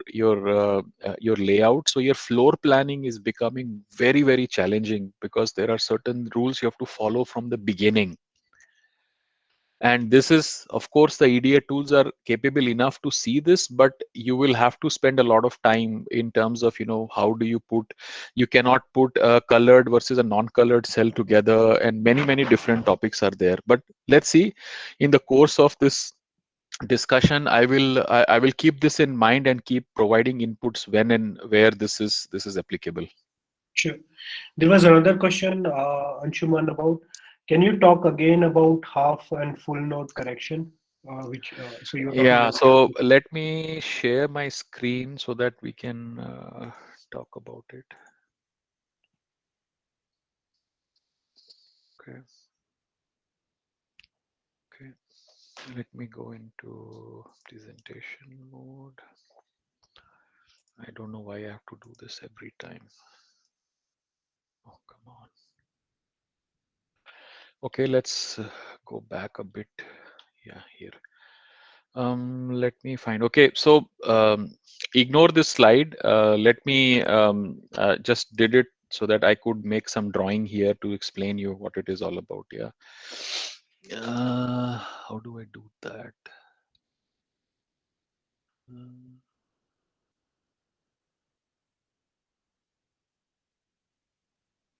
Okay, so I don't know. Okay, let me pull this out. So half to full node scaling. Yeah. So the point here is always that whenever you are doing manufacturing, yeah. So what you have to do is there is a monochromatic light that falls on the stencil. Vikas, can you help me how I can do some annotation here so that I can share something? Is this possible?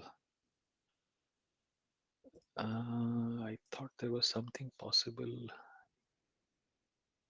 1 second. Whiteboard. Okay.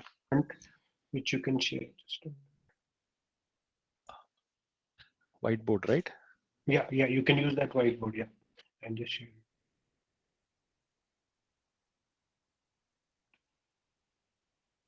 Okay, I think you need access from me. Just a minute.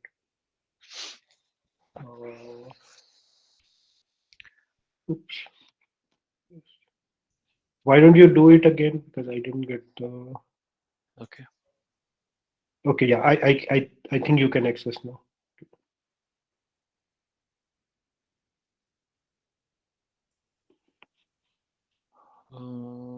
What do I do? Click on whiteboard. It should come up. Yeah. Okay. Okay, so let's see now. So basically, what happens is that say you want to fabricate this kind of a pattern. So you create a basically uh, pardon my hand drawing. You create something like a mask. So this is all grayed out, yeah, and then there is a gap that is opened here. So what happens is this mask is put in. So essentially, if I look at it, it will be like this, and then a monochrome light falls on top of it to etch this pattern on the silicon below. So in general, when you are a full node, the light will fall straight down like this.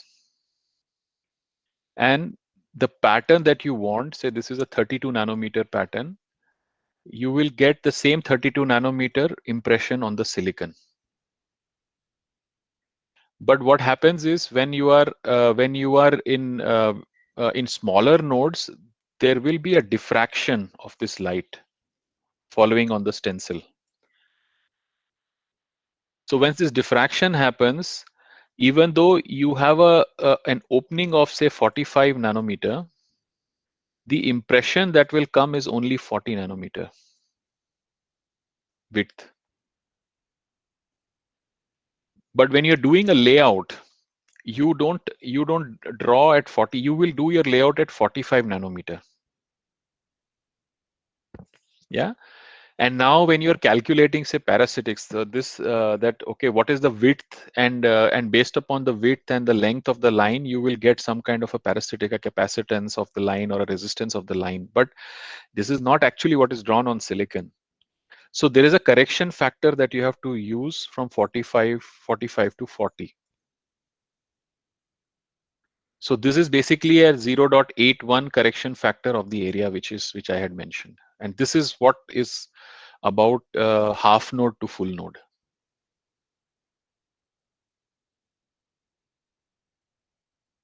Okay, I hope this is clear. Okay, thanks, Anshuman. Okay, there are no more questions. I think it's about time also. So let's Yeah, continue with the next part of the webinar, and we'll go yeah. back to Q&A towards the end of the webinar. Okay, so let's me get ready with this. Okay, so now we have seen how to get started, and now we have to get started. So basically, we will now go into a bit of more discussions on floor planning and the way forward. So yeah, floor plan. It's there's a lot of things that needs to be done when you look at floor plan, and as I alluded, when you are going to 45 nanometer FinFET and really lower technologies, floor plan becomes more and more important. But let's start with the basics. Floor plan, what you have to do is you have to place things like macro, pads, physical cell, analog components, spare cells in a way that it can fit in that area and then still leave room for you to maneuver, and then you should be able to do your sea of gates of design. So basically there are so let's go one by one. Now macros basically, or memory components, are like your mm, okay, see, the RAMs and the ROMs that you need to have. in the design, which is basically the memory components. Then there are pads, which are basically the interacting points with the outside world that is there. Then there are some physical cells. There are some typical cells that you put, which why it is called physical is because they don't have a timing impression on it. They are only and only there for physical needs like tapping. Yeah, so these kind of tap cells to avoid latch ups. So these, how do you insert those cells there? There are other marker cells and many different cells are there which are there. Then there are analog components. Some of these analog components have some special requirements in terms of shielding, in terms of ground isolation, and many different topics that needs to be considered because they will consume your resources on your chip.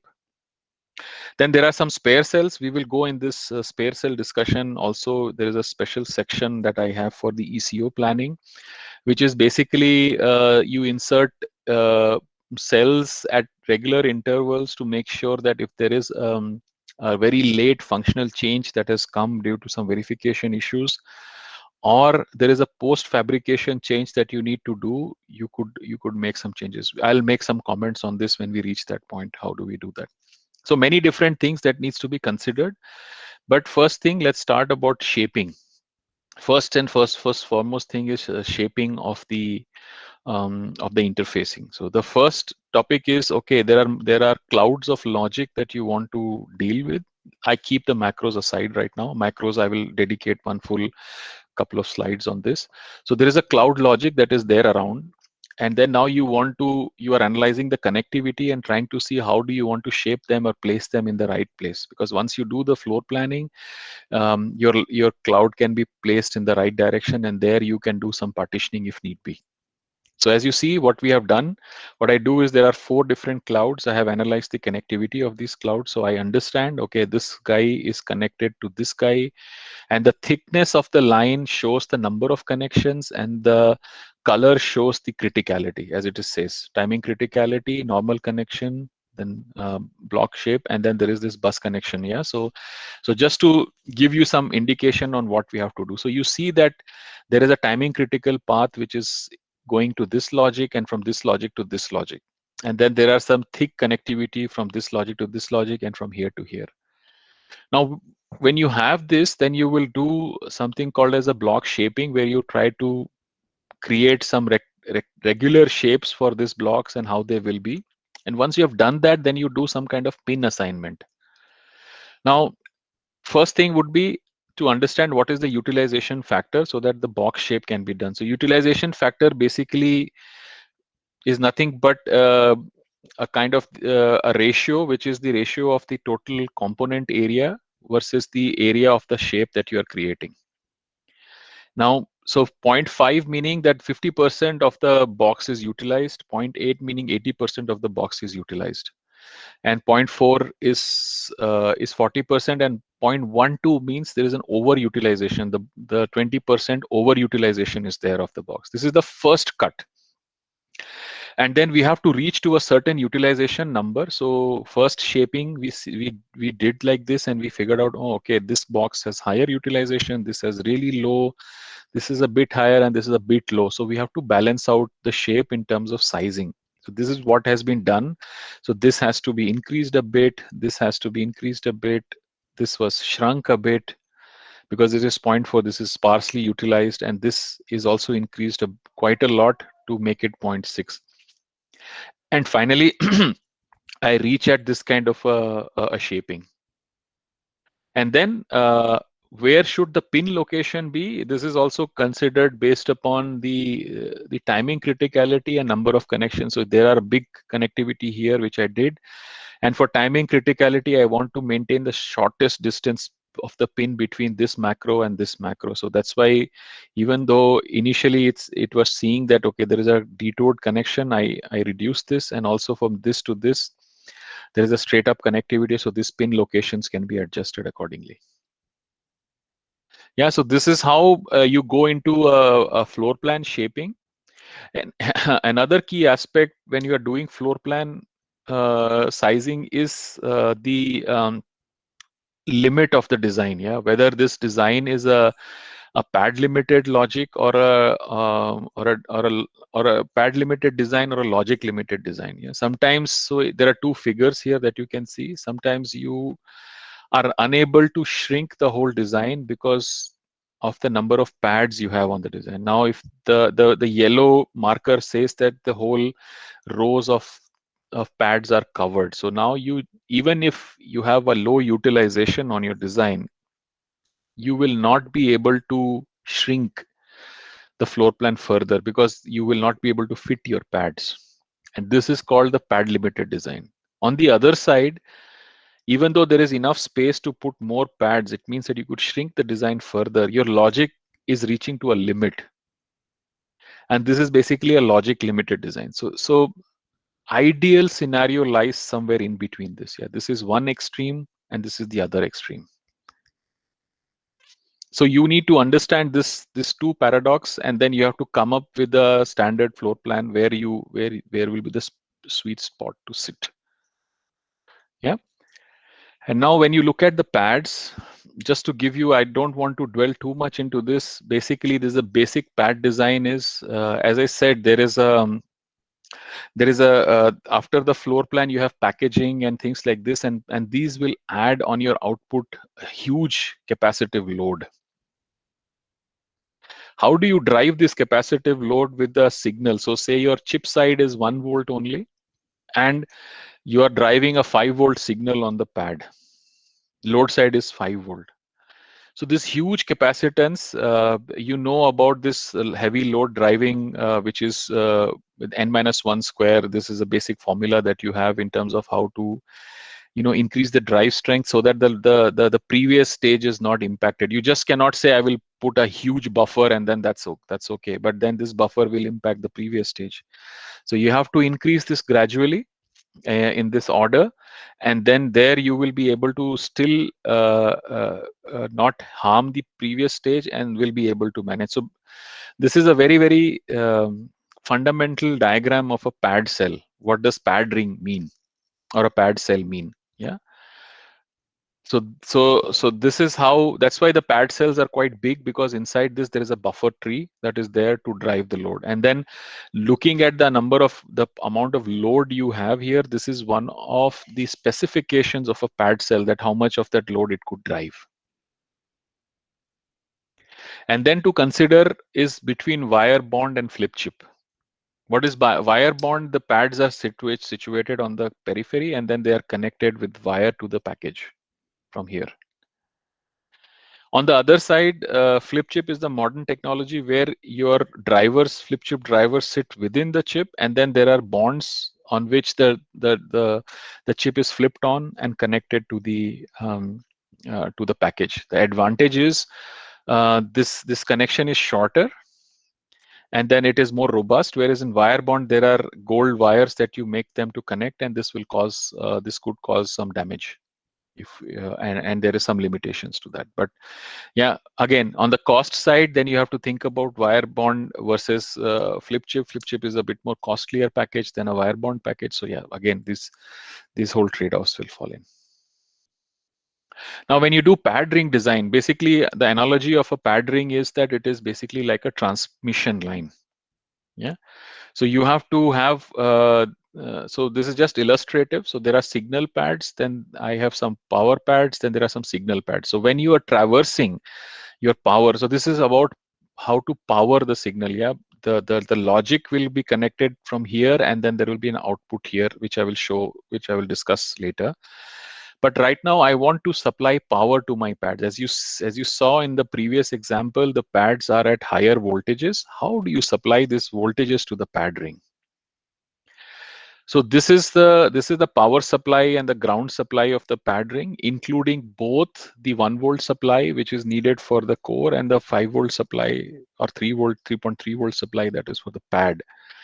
And in general, we have to look at how the signal is traversing on the pad ring. As you are moving along, there is resistance and voltage drop that occurs on the pad, and you will have to have repeaters of power and ground pads at every interval to make sure that the signal strength is there, like what you do when you're doing your transmission line.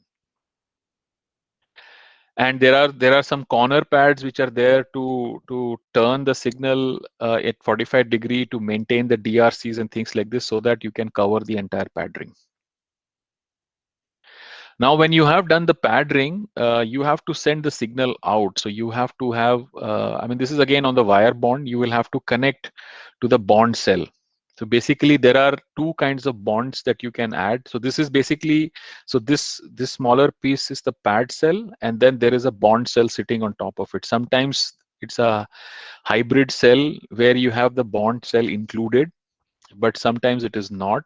So just as an illustration, so bond cell is a thick piece of metal that is there on which your wire will come and sit, or your ball where your flip chip bond will sit, and this is plugged on top of this. Now, depending on what kind of cell configuration you have, you could have an inline bond cell where the bond cells are sitting next to each other in one line, or there are other ways to do this called interleaved bond cell, and this will decide on the width of your pad cell. If you have an inline bond cell, it will be wider cell because the bonds are sitting in line. And if it's an interleaved bond cell, then the bond cell will be interleaving in this fashion, so that one bond is up, down, and up and down. So depending upon, of course, the manufacturing of this kind of an interleaved bond cell is more expensive than this guy, and depending on how much penalty of area that you want to pick up and how much of cost benefit you want to do, the decision is whether you want to go for an inline bond line topic, or really an interleaved bond timing topic. Yeah, so pad ring design will need these considerations, as well as on the pad cell. Of course, there are other things like you have to have corner cells, which we show. Then there are signal endings that you want to do, yeah, so that there is no inductive effect that comes in. So that is also part of this discussion. So once you have figured out how the pad ring would be, what should be the actual size of your chip so that the pads are equally and properly distributed and all those things, then we will go into some macro placement. As I promised that I will spend some time to show you the macro placement and what are the things to be considered here. So let's go. So basically, first step is to analyze the connectivity of macro. Of course, the macro placement is connectivity based. So for a given standard logic cone, there are some macros which are connected to that logic cone. Now, consider if you are doing kind of a placement where the macros, just because you know that macros have to sit on corner, you put it on this corner and the logic is sitting on the other side. The amount of connectivity that is crossing your chip will be huge, because every of the logic here has to access this memory, and this is the wrong way to do this. So first consideration is to see how is this macros connected, and then go to the ideal location where you could minimize the wire lengths of the macro. This is the first part of the puzzle, that where do you put this based upon the logic. The second part of the puzzle is to understand how the macro pin connectivity is there. So there are various configurations in which the macro pins will come in. So you can see there are macros which has a central pin configuration, that the pins are sitting in the center of the macro. There are certain where there are vertical pin connections, maybe on both sides, one side, however, or there are some horizontal pin connection, again the same way. So depending on this, you will decide on how do you do stacking of your macro, which is one of the key aspects. Now, as you saw previously, there are these stacks of macro. How should I stack these macros? What should be the ideal stacking width? How to avoid them to have, what should be the distance between the stacks, so that you avoid having problems in your congestion and things like this. So let's observe this. So I want to stack the macros this way. Now I want to understand, what should be the ideal pitch of these macro stacks that I should have. So just for argument's sake, let's assume that the pins are on metal 1 and metal 3. And we know that metal 1 and metal 3 has a pitch of 0.1 nanometer. And we also know there are 500 pins equally divided on metal 1 and metal 3. So there is on metal 1, there are 250 pins here, and then there are 250 pins on metal 3. Yeah. And then we will, so number of signals is equal to the stack height into number of pins opening in that channel. Yeah, so you see that there are 250 pins here, and there are 250 pin here. So there are about 500 pins for each stack width is opening inside this channel. Which for the 3 stack, there are about 1500 pins that you need to connect. So it means that there will be 1500 signals which will go within this line, minimum. Yeah, and then basic mathematics, 1500 into 0.1. So you need at least a 150 micron channel between this to make sure that you will be able to connect each of the pin without having any congestion. Yeah, you can bring the signal from within here, or you want to bring it within here. There has to be that many stacks of metal lines that you need to have here. And a similar calculations can be done if you are horizontal or if you are vertical, one side, two sides. So this is basically just to give you an example on how do you calculate stacking. Now, if you have, this is the vertical stacking. If you have horizontal stacking also, the access on this channel has to be discussed in a similar fashion. But the basic logic remains the same. Now, once you have this also covered, then other thing is about this placement of tap cells and others physical only cells. There are multiple configurations that are there. There is an inline tap cell configuration, or there are staggered tap cell configuration. So now when you put it inline, yeah, so what you are doing is when you're putting a tap cell, you are blocking this whole sections at intervals, which might have big issues when you are doing routing of your design, because you will have some places where you cannot cross over or something like that. But then how do you avoid this? So you can do staggered. So you just stagger them, of course, maintaining the minimum distance that is needed for your tap cell based upon your technology. And then once you are staggering them, then you are creating enough room for the signal routes to flow. And the other thing is also another physical component is called the power switch. Basic idea is that power switches are used to switch off a particular design based upon your power intent requirement. So the idea here is that there is a always on power which is connected to the supply, and then there is a switch. It is nothing but a gate that will break the power, and then it can cut off power to this guy. And you can imagine the control signal for this power gate. Say this is a logical representative, but when this logic is spread into a finite area, this power switch has to be replicated. Now again, here you can do inline or you could do staggered, whatever is the requirement. But the key is that the control signal that you have to control this power switch is a high fan out net. Yeah, and you have to make sure that these are connected in a way that you can turn them on together, and so that the whole circuit either can be switched off or switched on at the same time. But now let's go in a bit more detail on this. When you are connecting them as a high fan out net, and now you make it like a balanced tree.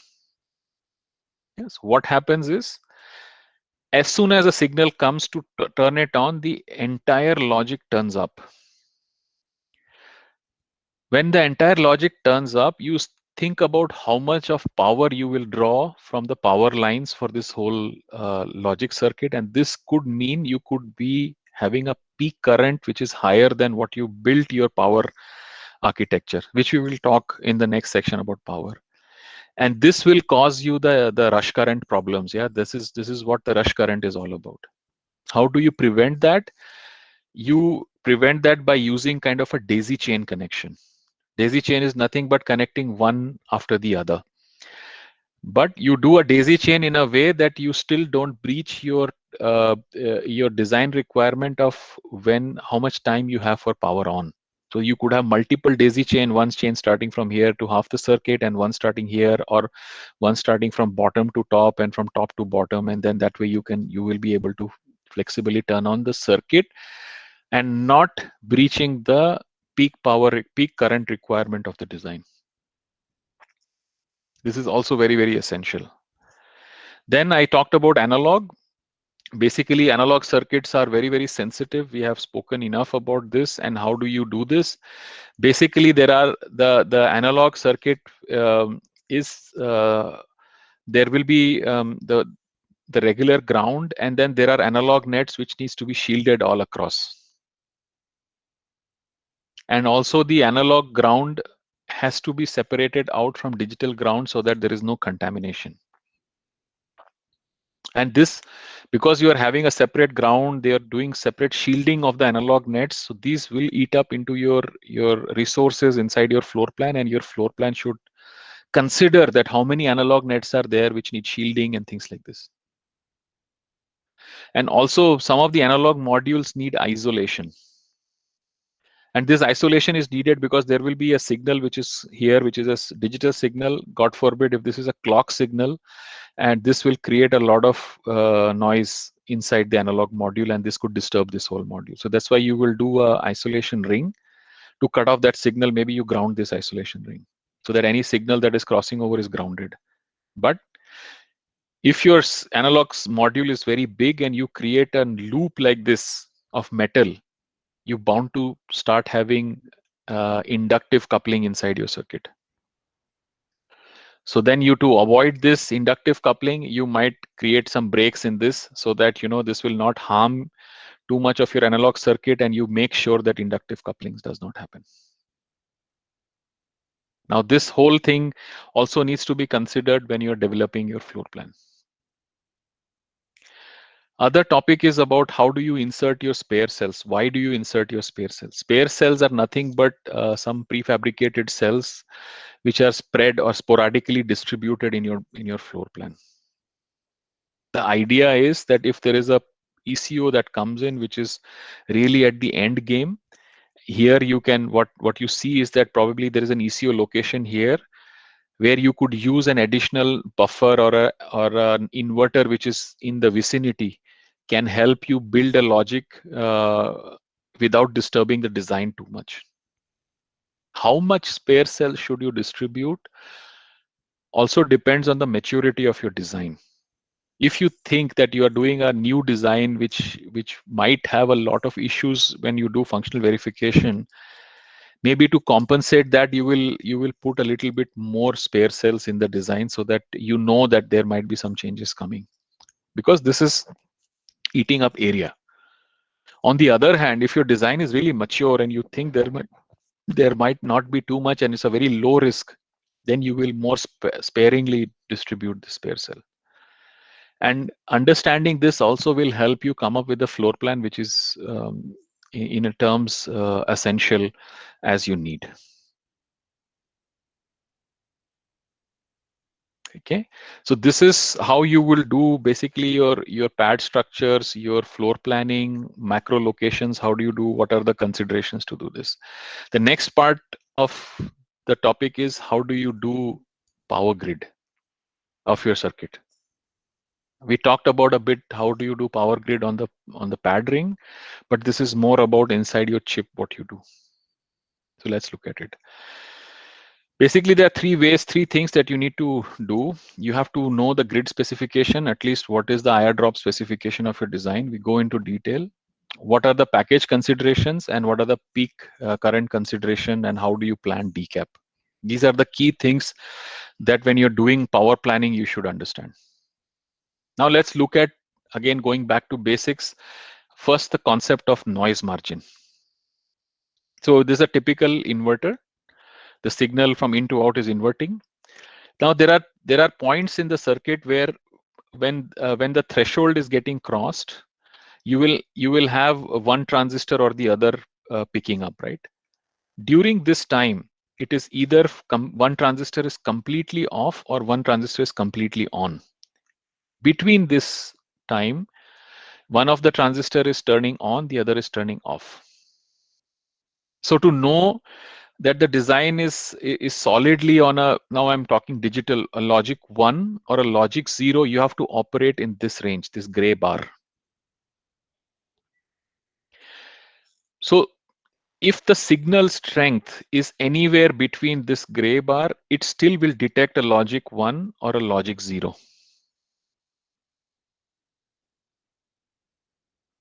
And this is called the noise margin of a design. So if now this is very, very essential. Now, when you say that my power grid has to have a rail to rail voltage drop of 60 millivolt, this number comes out of this consideration. Because what is the understanding is, if my voltage on the standard cell power drops to by 60 millivolt, I still will be in the noise margin range. So that this will not impact the functionality of the cell. And that is the way the first topic comes up, is how do you decide on what is the IR considerations when you are developing your power grid. It does, the numbers are not falling from anywhere. It is basically the noise margin concept that is there. The next thing is to understand how do you distribute power, because this will also impact very, very heavily on the power profile that you have. In a wire bond package, the distribution of power and ground will happen through the boundary of the chip. Whereas on a flip chip, the distribution happens regularly distributed over the chip, because this is a flipped bond. And that will change the profiling of the power that you have, because you have multiple entry points for power and ground in your design. Why? Because we talk about the basics here again. What is the power calculation that you do? Basically, it is voltage is resistance by into current, and power is current square by resistance into resistance. And it follows the simple law of Kirchhoff. Yeah, you know this law that the current is the sum total of the node. So what comes in will come out. IK is 0. The total sum is 0. And also how this is represented in the grid resistance calculation. Basically, power grid resistance is nothing but power divided by the current square. In practicality, this is this calculation is put into something called as grid resistance boxes. So this is basically RC distribution. So the current is because this is a transmission line, the model used is an RC distribution model where R and C are connected such. And this, each box will represent one by one. So this is a unit resistance box, and this value is given in specifications of a technology. That what is this resistance, resistivity of this line? And based upon the connection, you can say what could be based upon the length, you can find the resistance. And the idea is to minimize this resistance so that your power is minimized, because currents you cannot change. And how do you do that? Minimizing the resistance, very simple. You have to connect resistances in parallel. That is the basic idea of a power grid. And illustratively, this is how this looks like. So current is flowing in this direction and then heading down towards metal 2, because this higher layer is where you get the input current. And then the current is transmitted to metal 2, where it is distributed to the standard cell pins. And basically, if I translate that into a resistance model, so this is the metal 8 resistance, the overall resistance, because this will be connected at one point. And then metal 7 will have a resistance, and then from there it will go down. The idea is to reduce the resistance of each of the line to make sure that the drops are reduced, because the current is a function of the specification, because the voltages are constant. So the current cannot change. The only thing that can impact your power is the resistance of the grid. Right? Then there is okay, now when I go a step back, when you are coming down from say metal 8 to metal 7, you will have to connect it through a via, as it is called, right? Power via. And this is the via configuration. So you see metal 8, metal 7, and there will be this red color illustration of a via. And this looks something like this from the top side. So what does it do? What it is doing right now is, even though you have minimized the resistance on metal 8 and metal 7 by having multiple grid lines, your via has a single resistance because this is just one piece of metal like this. So here also there are techniques to reduce the via resistances by doing this via patterns. So in power grid, mostly you will see higher patterns of via that will be introduced. And that's how you will make the full overall connectivity from. So generally what you do is you have a metal 8, then you will stack down the via going down to metal 2 to connect. And meanwhile, there will be a metal 7 grid, as I have shown here, which is shown here. And then this via resistances has to be minimized. Yeah. So this via resistance will be much more of a headache for you guys when you are doing power grid, because if you have not minimized this properly, your power grid is going to get really a lot of IR drop on it, or a voltage drop on it. Yeah, so if you look at your power grid design, this is the maximum, this is the most important topic. And now you can imagine that if you are having via patterns or stack of vias that you create, you are compromising the number of routing tracks that you can have for the routing, and this will become a problem and a trade-off that you have to do. How robust should be your power grid versus how much of a functional impact this will bring? This will be the trade-off that you look at when you are doing a power grid design. On the other hand, what you also have to do is to plan for your peak currents. Yeah, and that is what I will talk in the next slide. So just a simple example, let me represent this whole capacitor, the SOC capacitor. So generally, with the kind of shapes we have and the frequencies we have, I just keep the inductors away. So it is either resistors. Ideally, there could have been a resistor here, which is the grid resistance, which I did not show, and a capacitor. So this is a SOC capacitor. Now, say when this whole power supply is turned on, there will be a major transient current that will flow through the design to charge up this SOC capacitor. Once this is stabilized, then this transient current will go away.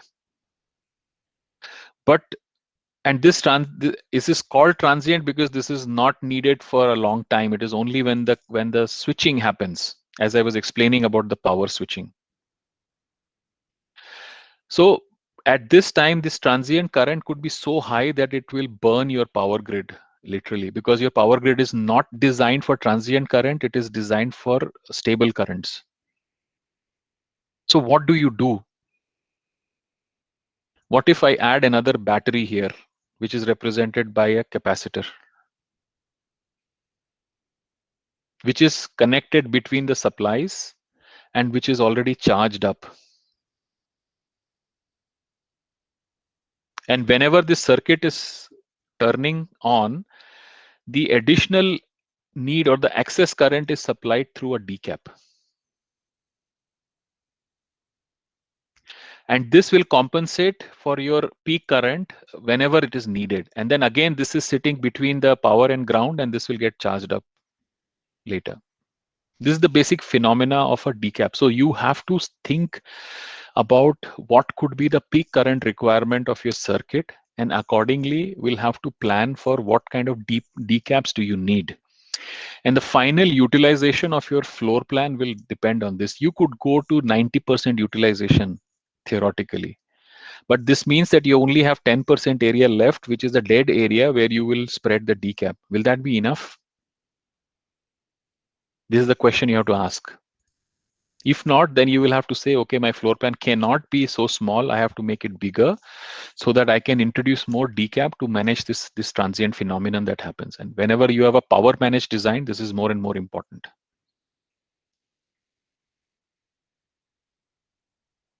Okay, so this is some of the now key considerations when you're developing a power grid in the circuit. Now let's go to the next topic of placement. This is basically what kind of algorithms are used and what are being done when you are doing placement and what you should take care of. So there are many things that is done during placement as we start. The first thing is basically they will do the logical hierarchy placement that is done. There is a high fan out synthesis that will happen. Some special cell considerations are there. We will discuss about this, like clock gator placement, placement of clock multiplier, clock dividers. Then what are the timing considerations in terms of design, congestion considerations, and there are some architectural cells that needs to be placed in the right order and the placer should honor all these things. But what is in our hand? Yeah, because placer is something, an algorithm that is run typically by an EDA algorithm, which EDA tool, which you don't have too many hooks to. But at least you can do some analysis and direct the tool in the right way. So let's look at first the hierarchy placement of the logic. So assume that there is this two logic hierarchies. In between there is one cell here. So this is a bigger logic hierarchy and this is a smaller logical hierarchy. So the tendency of the placer is to do a gravity based placement, which is a weighted placement. So if it has a choice to place a cell here or here, it will pull the cell in this direction because the gravity is in this direction. Gravity, by which I mean the number of connectivities here. So if this cell is pulled here, you will see multiple signals going in this direction, which will be not that good for your outability. That's why this cell is getting pushed on this direction. So this is the fundamental about the gravity-based placement that happens. So then how do you use this? Yeah. So let's look at this. Now you have this kind of a complex structure. This is again illustrative. There are three hierarchies which are connected to this central hierarchy D. Now, if I rely completely on the gravity-based placer, what it is going to do is it is going to split this hierarchy into three parts. Whatever cells are talking to this guy will be pulled here, some here, and some here, because the way the gravity works in the algorithm. And this will create a lot of split placement of the hierarchy, which could lead into a different problem. Because these hierarchies are also interconnected, and this will create a huge amount of connectivity problem here. What can you do as a designer to overcome such an issue? You could have seen this, it is split, the logic hierarchy is split. You would have seen this many a times. And this is the reason, because this whole gravity-based placement topics that goes on. You, as an engineer, what you could do, you could decide on anchoring. Yeah, maybe you anchor the hierarchy in the center, so that this whole mess that is getting created here, which will cause a problem, is not there, and then you pay a penalty a bit based upon the wire length increase. But that will be much better in solving your congestion issue rather than doing it the other way. Yeah, so this is something, when you do an analysis of a placement result, you should be able to figure out that what are the hierarchies that needs to be pulled in. And sometimes you see that you wonder why the placer has done something like this, but this is the reason for it. And probably you as a designer can nudge the placement into the right direction. Other typical problem happens is when you have kind of pad limited designs which has really low utilization. So the algorithm will try to push the cell as equal distribution to optimize the wire lengths. But this will create more problem, because the higher the wire length, more is the transition topics, capacitance topics, and more number of cells will be added. This will create more timing violations, and this will go into a vicious circle. So tools provide mechanisms by which you could do local density spots. Yeah. So I say, okay, I make this as a local density spot where I will pull in these cells. Then I will make a local density spot in few areas, so that there's globally the connectivity is there, but most of the connectivity is local and not spread like this. This is also very, very important to understand when you are looking at the results, that how the cell distribution has happened and what can you do as a designer to solve this problem. And more often than not, we see that, okay, we might have to do something in that side. And this is counterintuitive for some people, that you are increasing the density in one point. I'm not saying we make it 100%, but from a 40% overall, I can bring this up to say 60-70% in one area, so that I can improve on my routability of the design.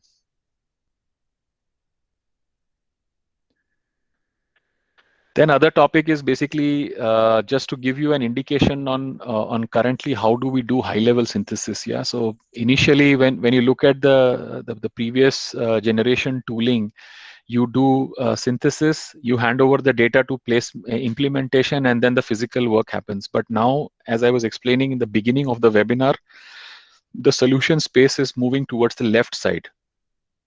So here, to move towards the left side, the synthesis engines are now starting to understand the floor plan information, because synthesizing with the real physical information will have much more advantages, because this will create more realistic results.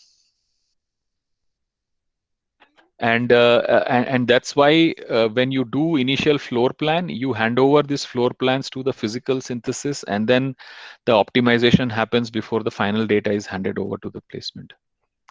This loop will eliminate a lot of back and forth between synthesis and PNR. And nowadays there are tools in EDA which is really diminishing these boundaries completely. So the synthesis side of things will generate a placement database for you to begin after placement. Yeah. So this is where the industry is headed right now. So that you can really, when you do synthesizing of your circuit, you are really pulling things towards this side, towards the left hand of the sign. On the other hand, there are some special considerations, the special cells that you have to take a look at. Namely, like this placement of a clock generator or a clock multiplier, clock divider cells. These are basically part of clock tree. We will discuss about this. But the key thing is to look at some circuits like this, which are very typical, which is called a clock multiplier. Essentially, the idea is that the output has a higher frequency than the input, and here this is a sea of gate logic. So you need to identify such logics and try to bound them with an anchor, and then try to make it by the tool don't touch. Because what happens is, when the placement engine will run on this, it will see, oh, there are line of buffer which is not needed. It will skip this. It does not understand the circuit configuration. So this circuit configuration has to be maintained, and this is something that you have to do with some settings inside the tool to really keep this logic intact. On the other hand, when you look at the clock gators, right? So in placement stage, unless you do an under the hood clock tree, the clocks are ideal. And in general, the configuration of this clock gate, if you see the logic cloud that generates the clock gating control signal, is coming from ahead logic, not from behind. Yeah. So what happens is that this whole path, which is very, very critical, because when you do the clock tree, this guy is not sitting with this flop. This is sitting somewhere in between the clock tree. And there is a finite delay that comes in to generate this cloud data, which is missed by the placer.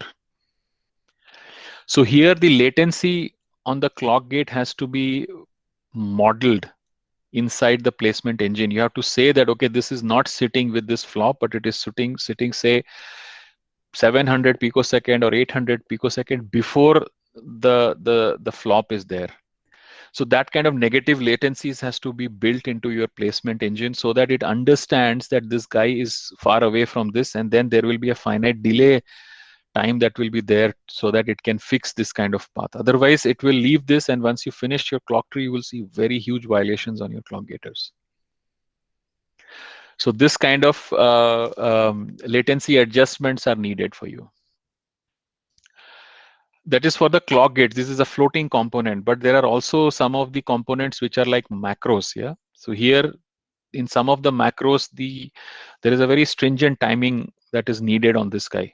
So you want to make sure that the data that starts from here, it goes to a macro, and then inside macro there is a finite delay that is needed for the output, and you want to give maximum time inside the macro so that it satisfies the requirements of a macro. So you need to bring this guy closer to this macro so that the time is pushed inside rather than you getting used outside to manage this net. And again, there are anchors that you can create in the tool. Say that, okay, this pin is my anchor, and then pull the logic close to this pin. Very, very essential for your optimization of your design. Sometimes you will see that, oh, this macro is getting. There are other ways also which we will discuss later. But yeah, during placement, because right now the clock is not there, so you cannot use this concepts of useful skew and other topics, but that comes later. Now let's look at some other considerations. Now look at the congestion considerations. Yeah, so congestion basically is the overflow of needed versus available tracks in the design. Simple to put like this. Yeah. So as you can see here, I'm depicting a particular scenario. So you can see here that there are only two tracks. Yeah, so number of tracks are 5, 1, 2, 3, 4, 5. Nets to be routed are 3. Yeah, so there is an overflow. Sorry, this is the other way. So there's number of tracks are 2 and the overflow is -3. It means that there are 3 tracks available. On the other hand, here there are 4 tracks. There are 5 tracks again, but there are 4 nets going over it. So -1 overflow means that there is only 1 track available. And here the whole, the whole global route cell or whatever is called the unit cell is covered with number of tracks versus number of routes. And this we will also touch upon when we look at routing. Yeah. So what is this global route cell is? So here you see that the tracks are 5, nets are 5, so there are no overflow. And now if there is one more net comes in, this has no place to get routed over this cell. It has to shift to a different global route cell, and that is called as an overflow. And this is how the congestions are calculated in the placement engine. So what does this impact? If your design is sitting here and this is that particular cell that I talked about. So the design is split into equal size of this unit cell, and each cell will have this data based upon the technology for each layer. So now here you see that, okay, when the logic is quite close, there is too many nets going out of this, so there will be a higher overflow. So that the algorithm tries to push this designs out so that the number of nets crossing this cell will reduce and the overflow passes to a different side of the cell. But where is the exit criteria now? When you do this, you have now, how do you say that your placement is optimal? One thing to be understand is the timing is within the limit of the clock skew that you have, because okay, if there is a, because this is ideal clock, so we assume 0 clock skew, but at the end of it you will end up by having 150 or 200 ps of clock skew. If the violation is only 200 ps, this will be absorbed by clock skew because your launch your capture will delay by 200 ps, and that's the clock skew, which can be used as a as a timing closure tool. But more importantly is on the congestion, and this is something which is a very practical problem, and that's why I wanted to pull this in this slide. Sometimes you will say that, okay, you have 0 overflow on your chip, everything is as per the need, and you say that I'm happy, congestion looks good, I'm good to go for the next level. But now imagine that when you do a clock tree, there is an additional net that pops up in your design. There's no overflow.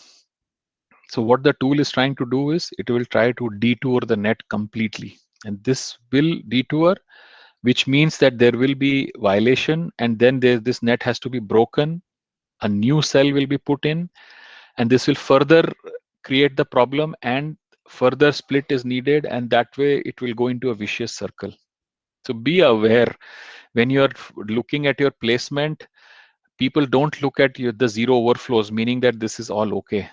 But this is not. You need to have some capacity still left when you do finish placement, that you could accommodate additional nets that are coming moving forward when you do hold fixing, when you do clock tree building, NNN. Yeah, so make sure that you analyze your congestion in the right way, and understand that there is enough resources available, and not that at the placement stage, if you are routing, all the nets are routed. This is a bad sign. So please make sure that this is always understood and analyzed in the right way. So this is one part. Then the next part is on the clock tree design. As I said, this is a very, very critical piece. So let's dive into this. So there are three things that you need to be understanding about clock tree. What is your insertion delay? What is the skew that the clock has in between, and how does this play in your timing? Finally, the power and the area of your clock tree. So let's first look at what is so special about the cells that you use inside your clock tree. Yeah. So basically, when you look at the clock buffers, you see that how this is different from a regular buffer. Yeah, because clock tree, there is a toggle every clock cycle, and to maintain the symmetry of clock tree, your charging and discharging cycle has to be similar. You have to have a symmetric buffer. What does this mean? First, the top one is a PMOS and the bottom one is an NMOS. So the electrical characteristics of a PMOS and an NMOS is different. So it means that you have to size the PMOS and NMOS in a way that the resistance that you have, because load you cannot change, the resistance of your transistors are matched, so that the charging and discharging cycles are similar. And that's the key difference between a regular buffer that you use for signal buffering and the buffer that you use for clock tree building. So may, keep in mind that you cannot use a regular buffer inside a clock tree buffer, and vice versa, because clock tree buffers are a bit bigger in size because of this optimization of P and NMOS. And if you are using the clock buffers into a normal signal buffering, you will pay penalty of area. What all we do in the clock tree design? So there are timing constraints that we have to look at. There are skew groups that you could use. We talk a bit about clock topology, what kind of topology is there, and we try to look at what are the power friendly topologies of a clock tree, how you can minimize power, because these are the considerations. Yeah, area, power of your clock tree, and the skew. First thing first, let's look at how do you build a clock tree when you have multiple clocks interacting with each other. So now imagine a case. You have a mux. There are two clock pins and there is a select line, and now you want to build a clock tree on this circuit. For easy description, there are only two flops shown, but this could be hundreds and thousands of flops here. Now imagine one of these clock is a signal clock which is running at frequency of 100 megahertz or 500 megahertz, and this is a test clock running at 20 megahertz. Now, when you don't do anything, yeah, the engine will see that, okay, there is always a path. These are four typical paths. This clock either launching and capturing this guy or this guy, and this similarly. So there are four timing paths that the tool will see. And when you go ahead and build a clock tree, the tool will build the clock tree for this guy for 100 or 500 megahertz. And then when it goes for this clock, it will disturb the complete clock tree, because now this has a very different frequency. So what do you do in this scenario? So this is where you have to look at how you want to make this clock a bit more predictable for the clock engine. Yeah. So maybe at the output of mux, you define a generated clock of this guy. So when the engine is looking at it, it sees that at the output only this clock has to be pushed out. You can also use the select pins values, but then this will make it very mode specific clock tree. So for each mode, you have to do this. In this scenario, you can still be without mode specification and still build a clock tree which will be reasonable. So then what happens is the clock engine will look at the clock 1 and then it passes through because there is a generated clock gate here, generated clock here, and then this will build this clock tree. And when time comes for clock 2, it will stop the clock tree here, and this will be the last point, because beyond this we indicated that you don't have to go and this tree is already built. So these are some of the subtle ways of controlling your clock tree algorithm. How does this imply on a bigger design is something like this. So think there is a clock source which is sitting on your on a chip, and this is delivering clocks to different hierarchies. Now, if you want to build a clock tree without anything, so this hierarchy, and this hierarchy, everything will get balanced. Maybe you don't need that. So what you do is you probably have to build a local clock tree on inside this hierarchy and the balance the top one to make it very, very optimal. And this is what you do. So for this hierarchy, probably you provide a generated clock here so that no other clocks will go in. Then you can build this guy, then you can build this guy, and then you can build this guy in the top one. Again, this is the same concept of divide and conquer, but only on the clock tree level. Another problem that happens is about this skew balancing. Now, suppose you want to do a clock tree for this chip. This is the clock pin, and there are two sets of flop, and there is no timing path between these two flops. If you building a clock tree without any considerations, the clock tree will somehow look like this. So this is just the stages number of buffers, and to balance the skew, this green bunch of flops will also be pushed to a similar delay as what is there for this blue, so that the global skew is minimized. But this is not needed because there is no timing path between this guy and this guy. So it could have been better that we could have built this clock separately and this clock separately. And how do you do this is you say, okay, this is part of one skew group, that this flops within this skew group has to be balanced and flop within this skew group has to be balanced, and not between or inter skew group balancing is not needed. And when this algorithm works, then what it will do is it will create a clock tree which is much optimized for this green bunch and a similar optimization for this blue bunch. Overall, you will reduce the clock power, you will reduce the clock area, and you will have better timing. Even though your global skew is higher, what matters is your local skew and your timing. So this is one more way you do an optimization. Now, there are various configurations of clock tree that you could do. One is the basic clock tree, yeah, which we have seen. Just create a buffer tree and then balance the buffer tree. This is very typical. Then there is something called as a clock trunk or HT based clock tree. So some of the places where this buffer tree basically is good, but if you really have to achieve very, very high clock skews and really good insertion delays, this might not help. Say in a typical case of a CPU that you are designing. Then one way to do this is using this clock trunk. So basically you have a thick clock trunk which is at higher metal layer to deliver the clock very fast, and then locally you can either do a buffer tree or locally you can do an H tree.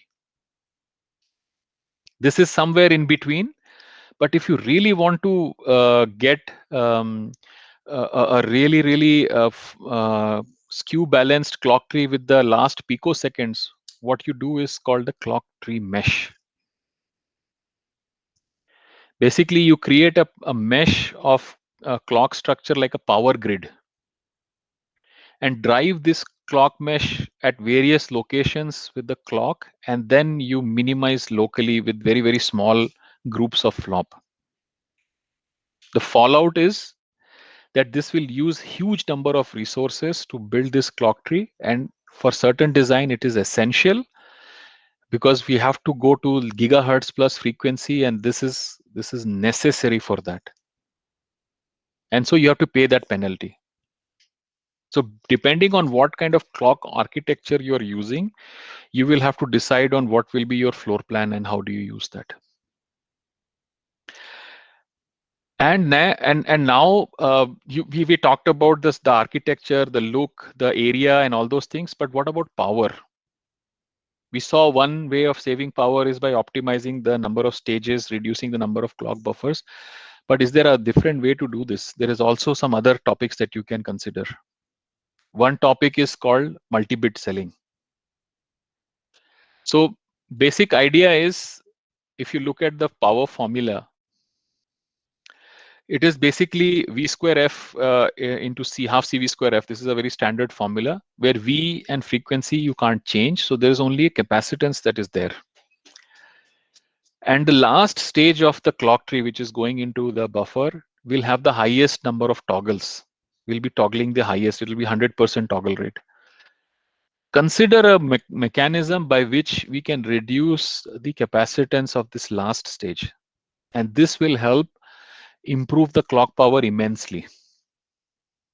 Yeah, one way to do this is to really bring the buffers the flops very close to each other, and hope that the clock tree algorithm will do a very leaf level topology which will be more optimized. But what can we do is that if we can bring this buffers this flops together and have a single clock line to them, which is within a given cell. So I create one big cell with 4 flops in it, and the clocks are already routed and brought out. So the buffers can just pick there, and then this will have as the smallest route that is going into the flops. This will reduce your capacitance by a lot. And this is how the vectoring of the flop is done, which is nothing but a multi-bit flop. So basic idea with the multi-bit is that you can reduce about 30% of your clock power. And why you can reduce this? The reason is this: by reducing the capacitance of the line. Okay, so this, when you are done with such a clock tree, then what you have to do is look for the future in terms of the optimization. Yeah. So optimization, it is a setup and hold time. This is very again very basic. Yeah. So you have to do the slack is capture minus launch, and then how do you calculate this? Let me not go into too much detail of this. And when you are putting propagation of your clock, you will add this this delay C1 and C2 to this. So this is the slack that you are adding towards your timing, just to give you an idea about what timing is all about.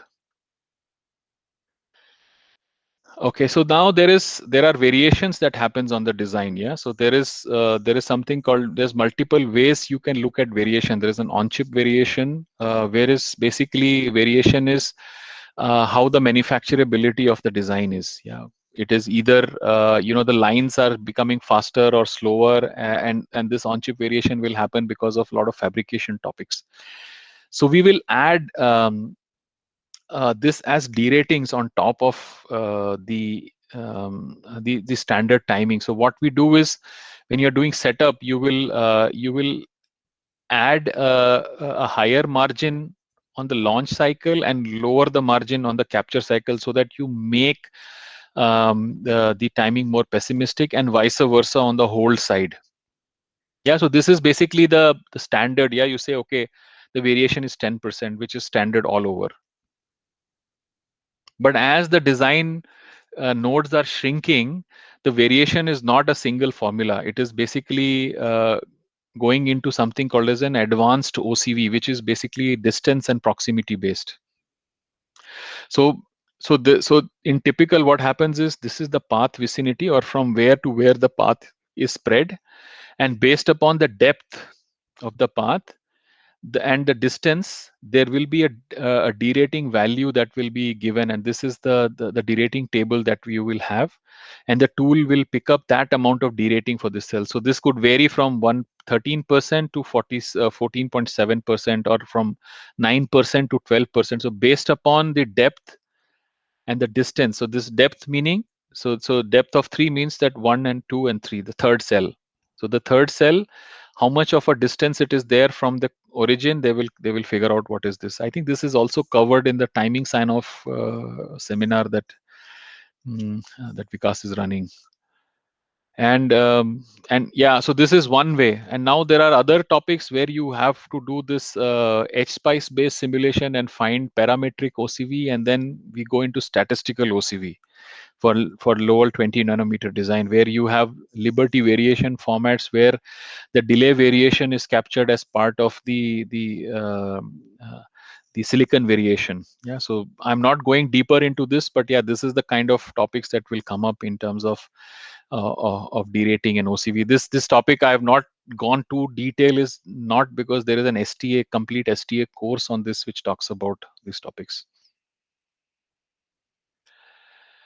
Okay, the next thing is the removal of pessimism. Now we discussed about the how we are adding the derating. So now you see, typically what you do is in the setup path you will add additional plus margins so that you make this path pessimistic, and you reduce the margin on this path to make it more pessimistic. So what happens is you are pushing on one side and pulling on the other side. So you are making your timing more restricted. That is good, but if you look at these common cells, they both have on a similar time a plus and a minus uh, OCV factor, which is practically not possible. So what the STA engine will do is these common paths are then nullified. Yeah, so they will remove this pessimism on the common path and consider pessimism on only the non-common paths of the design. So this bunch of cells will push by 10% and this bunch of cell by minus 10%, and these guys will be remaining as is. There will be no pessimism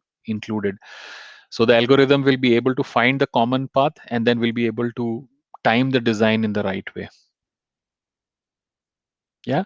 Another thing to consider when you're looking at the post CTS timing is about slew propagation. Yeah, so this is basically the propagation is either it is max delay based propagation or max slew based propagation. Maybe the heading is wrong. I'll correct this. So this is basically not slack but slew propagation. So the idea here is very simple. Now, if you have this kind of a node, there are two things that can happen. Yeah, when you are finding out what should be the delay on this node, you have to have a transition here. What is the transition or this point, so that you can calculate the delay at this node. Now, which transition should you transmit to point A? There are three options, X, Y, and Z. So max delay propagation is wherever the delay is highest, that particular slew you propagate. But it can also vary that, okay, wherever the slew is higher, this is more pessimistic. So then in a max slew propagation mode, you will propagate the most slew to this side.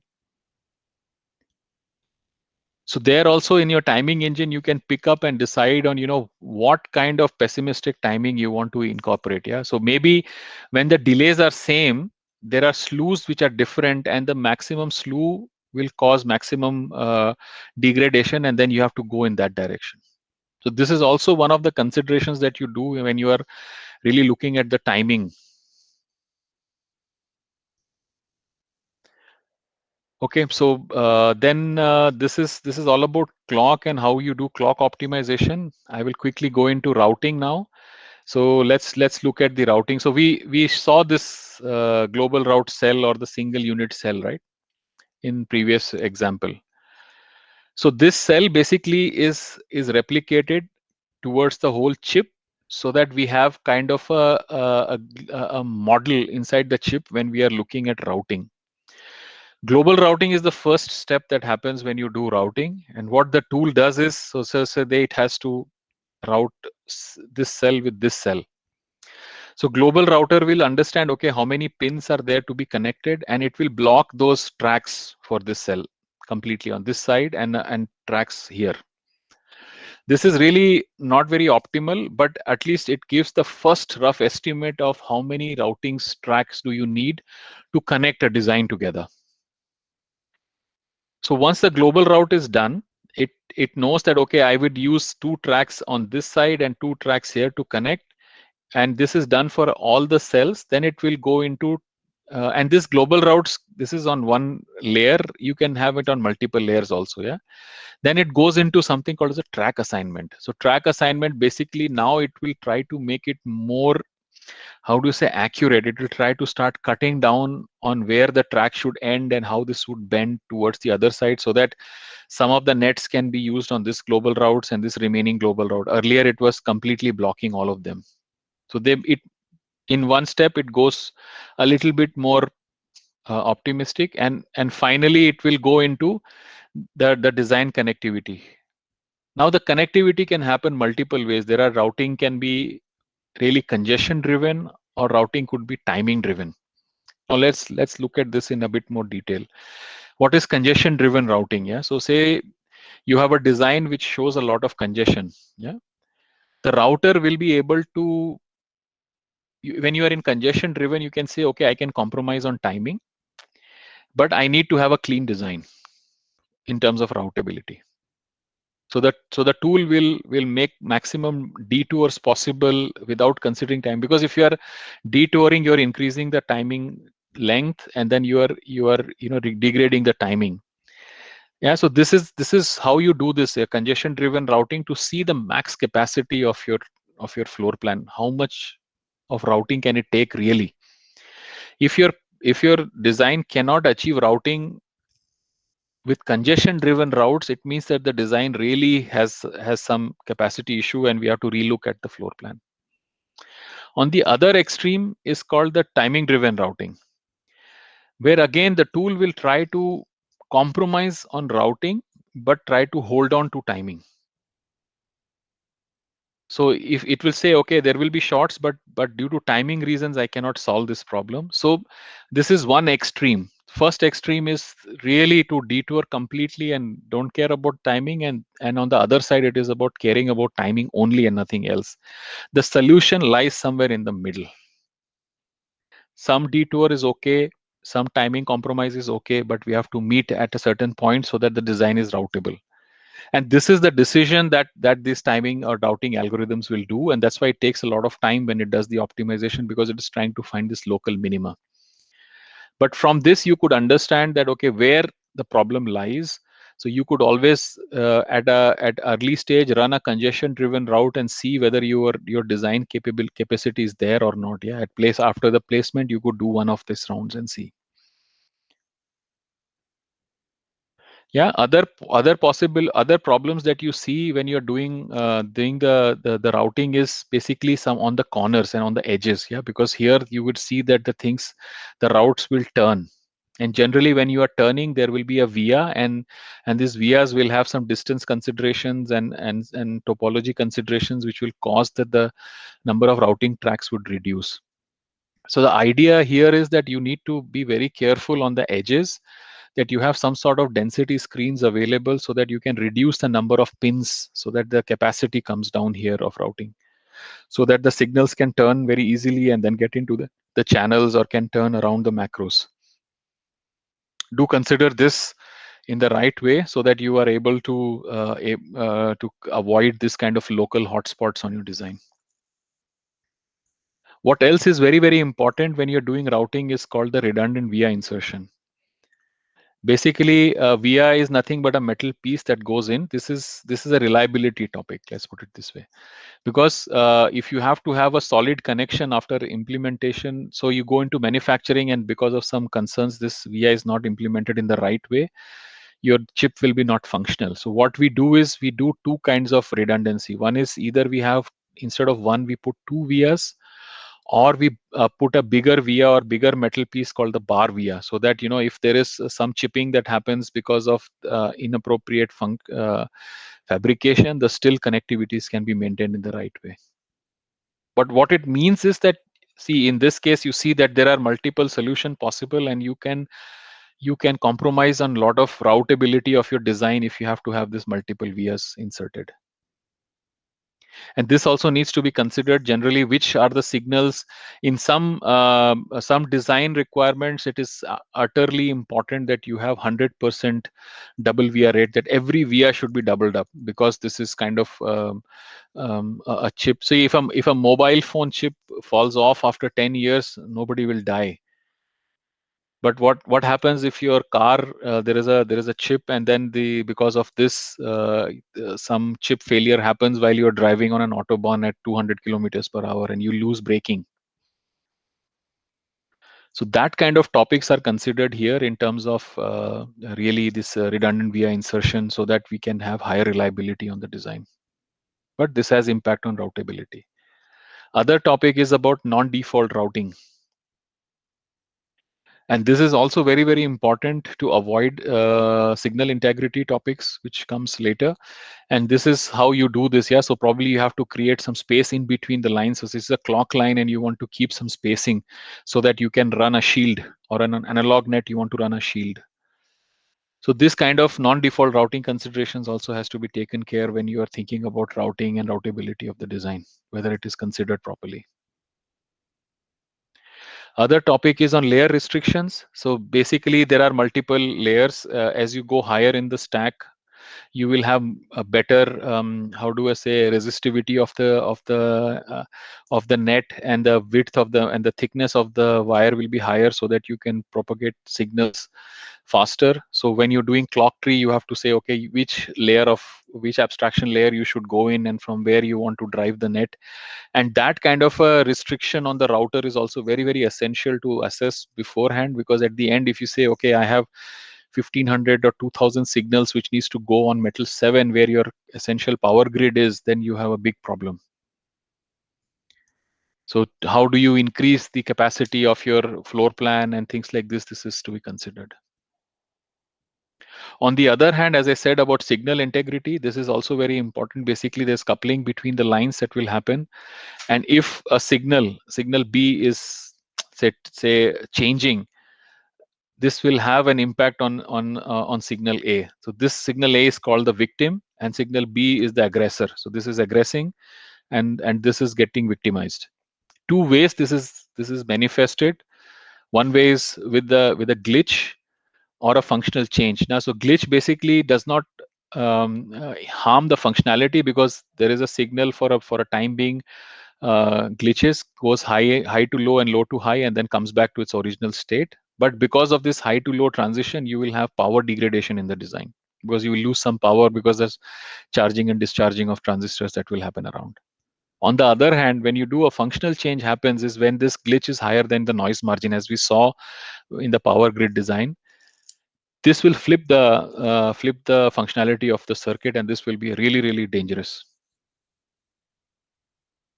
So these factors have to be modeled in the STA engine to make sure that the STA is pessimistic enough with this aggressor modeling. And more so when you're going into lower technology node, right? So if you're trying to shrink the design, if you shrink both A and B, when you're going from say 65 nanometer to 22 nanometer, your power density on the line becomes so high because the line topology becomes really, really small, and this will not be able to hold on to the current that you have.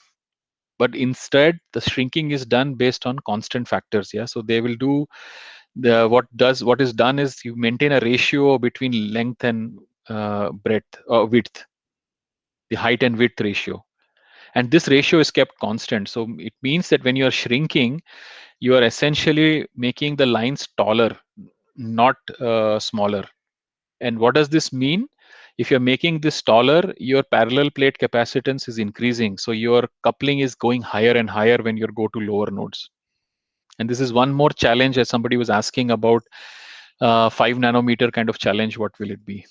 So you have higher capacitance. So in this case, so much so that the cell delays are becoming less important than network delay, or because of this phenomenons.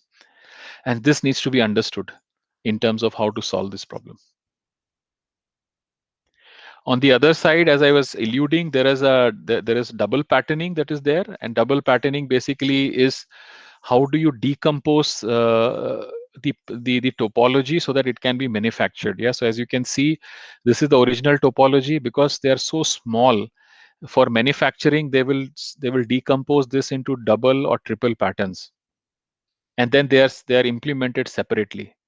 And what does this imply is when you're doing this, there will be some issues during implementation, and there will be additional margins that we will have to consider when you are doing timing closure for the circuits which has double and triple patterns.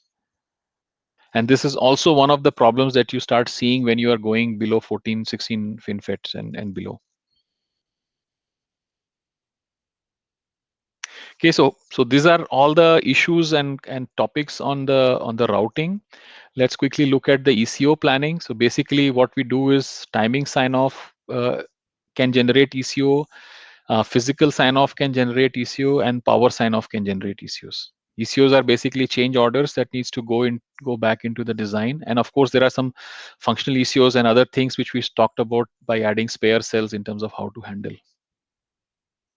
Yeah, timing ECO, basically there are two things. Yeah, either you have to improve on the logic DRCs, which is basically maximum capacitance and maximum transitions on the design, and then fixing the setup and hold, and then doing leakage recovery. So how do you do that? Basically, if there are higher, if there is a net which has very high load, then you break it, or you have to upsize to make sure that this load can be handled. But then upsizing again, you know that you cannot just upsize because the problem shifts to the previous node. So you need to be very careful in terms of what you want to do in terms of breaking the net or trying to upsize. So here, as you can see that, okay, we break the cell also as one topic and then upsize it to manage both capacitance and transition and not really burden the design too much. And as you can see with upsizing also, as we can fix transition, also we can fix some timing violations by upsizing the design, by which we can increase the transition carrying capacity of the design. Another way of doing fixing is basically by sizing the neighbors. Yeah. So suppose there is a problem here. This path is critical. We cannot do much about this. So we can downsize the neighbors so that we can have lesser load to manage, and that way we can also uh, upsize, do some kind of sizing, and all these changes that are there with sizing and things like this. This goes back into implementation as a change order file. Other topic is VT swapping. Sorry, I don't know what happened here. So VT swapping basically is about when you have higher VTs of a design, you will have lesser delay or higher delay and the lower delay with lower VT, but the leakage profile will be different. Yeah. So based upon what you are trying to do, you could do a timing fix with lower VT cell and cost leakage, or the vice versa. So there are multiple considerations that you have to do, and there are, in general, on a design there will be a strict limit on how much LVT cells you will have, because this will have huge impact on timing, power, sorry, even though you can meet timing. Then the topic is about useful skew. Here also, this is something that you do with your clock tree. Let's see what is this all about. Yeah, so see, there is a path configuration like this. The first path is failing by 50 picosecond, and the other path is passing by 100 picosecond. So we could borrow some of the delay from this path and make this path pass. So what you do is you can just shift the clock tree a bit, so you can add additional buffers here, so that this path will borrow 50 picosecond to this side. So this path will meet because we have borrowed 50 picosecond by adding this clock delay cells, and this path still passes because this has a higher margin, and then we can live with this 50 picosecond. So there you can do some useful skew ECOs based upon some clock tree planning.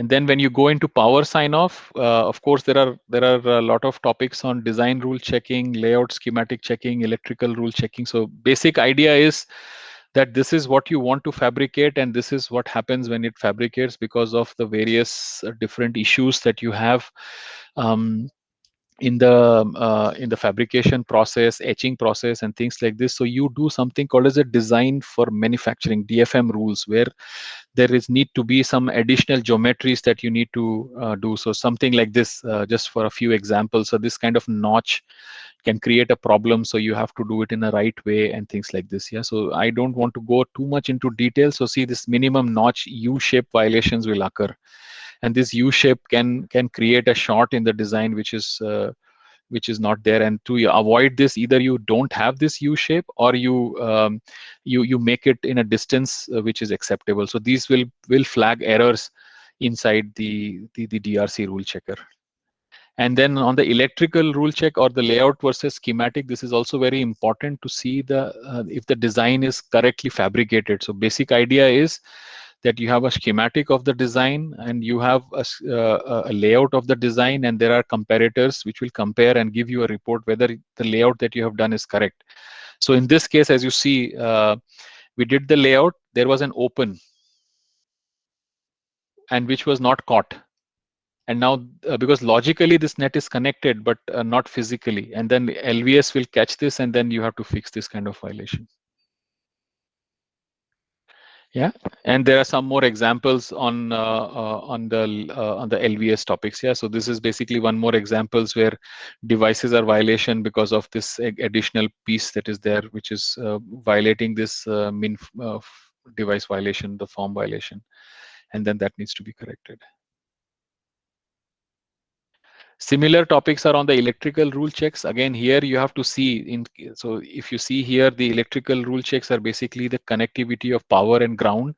So here, this is basically the tap cell connection. Maybe these are at a higher distances, and this will cause latch up. Then this has to be fixed. And similarly, there are some violations here because of this line. You cannot have good connectivity. This is not connected, and this is a violation. And then this can be fixed by putting a tap here, so that there is an power electrically connected to the power grid. That kind of topics are there. Yeah, and as you are going down in the nodes, these rules are becoming more and more stringent, the double patterning rules and other rules, and then you have to spend a significant amount of time on this.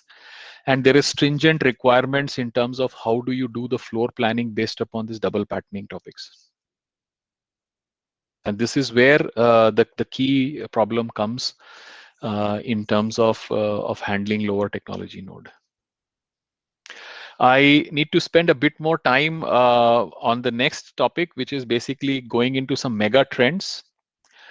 This is very interesting because these are some of the newer trends that are coming up in the industry, which is fascinating to look at.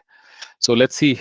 We still have about 10 minutes to go, but let's see if I can complete this. So first thing I want to talk about dark silicon. I don't know how many of you know about this. But as we have seen Moore's law beforehand, and there is another thing is about the Darren scaling. I don't know if you know this, but so as the transistor are going smaller, the power density stays constant. That is what Darren scaling used to say. But if you look at the real chip design right now, even though power requirements are like this, the trends, if you see, is going the other way. So this Darren scaling is not holding anymore, even though we are somehow being able to hold on the Moore's law. What does this mean is so many transistors are getting packed together that the power density of the design is becoming really big or high. And this is causing something called as an impact called dark silicon. Basically, there are regions of the chip which is not usable because of such high power density. As you can see, the gap between power and performance of the node, shrinking node, and this causes a lot of silicon area to be unused. So one study says that about 75% of the chip in the next 2 generation and 93% of the chip in the next 4 generation will not be usable together. Very significant numbers. But there are ways to overcome. Yeah. So the idea is that you have to find the hot sweet spot where you could avoid such dark silicon impact and high power density. Yeah. So building the chip as a so you have to build the chip in a way that you could avoid this kind of dark silicon impact. One way is to have some application specific core. So there were some studies done by Stanford where they are doing these cores which are very small and can be enabled only for certain applications. So the chip has multiple applications. So this cores will run only, there will be multiple cores on the chip, and they will function only when need be, and then there can be switched on and off so that you don't hit that power density envelope. Also, nowadays new materials are being looked at, not only silicon, but the people are talking about gallium arsenide and many different materials which has a stronger power profiling to manage this whole dark silicon effect. So there are some fundamental changes which are happening in terms of how to keep up with the complexity trends of the silicon development. So this is very, very important when you are doing your future designs. This will be a topic that you will have to deal with, and then you have to question whether the devices that we are using are the right devices, or we have to change, or we have to change our architectures. And the evolutionary model is coming to an end, that you are evolving from one node to the other and improving on frequencies and things like this. This is becoming really, really difficult to do, and some of the organizations are going back also now to other nodes to harness that better. So yeah, this is one mega trend that I see. The other one is, of course, a big buzzword of machine learning, which is there. I would say this is right now under a lot of development. There are a lot of topics through which you could apply machine learning. The key difference between a general application of machine learning versus an application in the VLSI industry, I just want to give you a bit of a perspective from my side. Is, say, if I take two applications, one is the facial recognition, and the other one is I want to detect some faults on the chip. Facial recognition, to really identify a face, I have to have a significant amount of sample to do this, because the amount of features that a face carries is really, really significant. On the other hand, restricted to the physical design side of things, the features or the shape or are not very many. Yeah, you cannot have oblong shapes, like you cannot have circular shapes, you cannot have weird shapes. You will only have rectangles, squares, or rectilinear shapes. So the problem space is really, really small. So this gives me a good impression that machine learning is a feasible applicability into VLSI or physical design, because the sample size that you need to really predict something is not that big as you see in generic cases. So there, nowadays there are researches going on between how to predict floor plan and congestion. There are also research going on between how to do IR drop prediction, because you can predict IR drop based upon the power connectivity you have, and then you can propose changes. You can also do DRC predictability now, looking at the topology, that what kind of DRC impact that will be. And also there are some tools right now doing ECO predictability already, that okay, predicting the ECOs, looking at the timing, that where you would need. And many, many different applications are under development. Let me put it this way: this concept is currently being coming out of its infancy. Yeah, from last 3 to 4 years there has been a lot of research work that is happening, and now we see even from the EDA vendors that first tool based solutions on this are coming into market in general usability. It's hidden within the algorithms, but they are doing a lot of things which are machine learning based to optimize their algorithms and optimize things. Yeah, so but getting into a user interfaceable approach, it is still a bit far, but definitely there are multiple use cases on this advanced machine learning topic in physical design. On the other hand, also now that the chip implementation is spreading far and wide, we are now heading towards really yeah, electronics which are in like automobile industry and other industries which are really impacting the lives of people. Yeah, so the point is that you are driving a car, as I was explaining earlier, that you need to be very, very careful that the silicon or the solution you're providing is really robust. And now there is a IEEE standard called ISO 26262. This is a functional safety standards for silicon. and that is very very robust criteria to meet the quality and the reliability of a chip. So having 100% redundancy is one of the requirements of ISO 26262. Other is, there's something called as a checker core configurations which are used for different signal processors, because of vulnerability somebody could hack the design. Yeah, so they could induce some false codes into one of the cores. But to really function, there are shadow cores which are implemented as hardware inside your design, where any instructions that gets executed has to be redundant and has to be checked with each other. If this is matching, only then that code is executed. So there are these kind of checker cores getting built inside the cores, which is very hard to crack down. Yeah, so that we really make sure that the silicon behavior is very very reliable. And this is also one facet of the industry where you are really looking at new applications of silicon. The other is also, now from there is another aspect that we look at, is securing the hardware. Yeah, especially now things are going so digital. Yeah, so you will have your credit cards has a chip, your passport is having a chip, identity theft, blah blah, many many things you hear in the news. And the way they do this is something called as a side channel attack on a silicon. Basically they try to observe two things, either a power pattern or a timing pattern. Yeah, so they would bombard the chip with some instruction, and they will observe the power pattern that it is and try to understand the functionality. Yeah, so there are softwares available to do that. And on the other side, they can also do this by looking at the timing of the design in terms of, when they are running.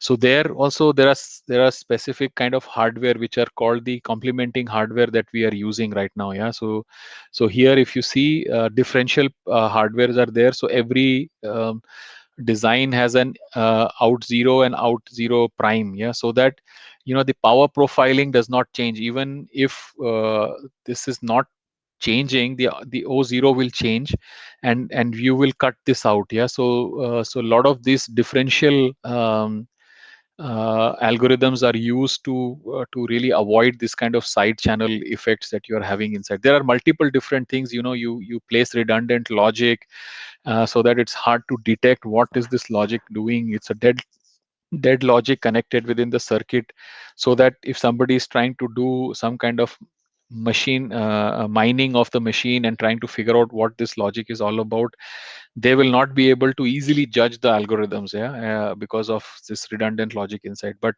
this kind of power attacks, the side channel attacks, are very very common right now. And a lot of studies and research are going on in this direction to make sure that we balance out the power profiling of the chip, the timing profiling of the chip, so that this can be avoided. So this is also a very very fascinating piece of studies that are going on right now in this industry. Yeah, saying that, this is the last topic that I had for today. At the end, what I would say is that, at least we went through the basics of physical design. I brought out some of the typical trade-offs and considerations that you need to look at when you are doing a chip design.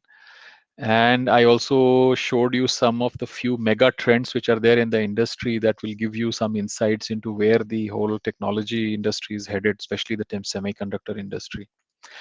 So with this, I will conclude my slide set. The last footnote is that, I hope this was a worthwhile session, spending a Sunday on this topic. Hopefully this will help you get to your career goals that you sorted out.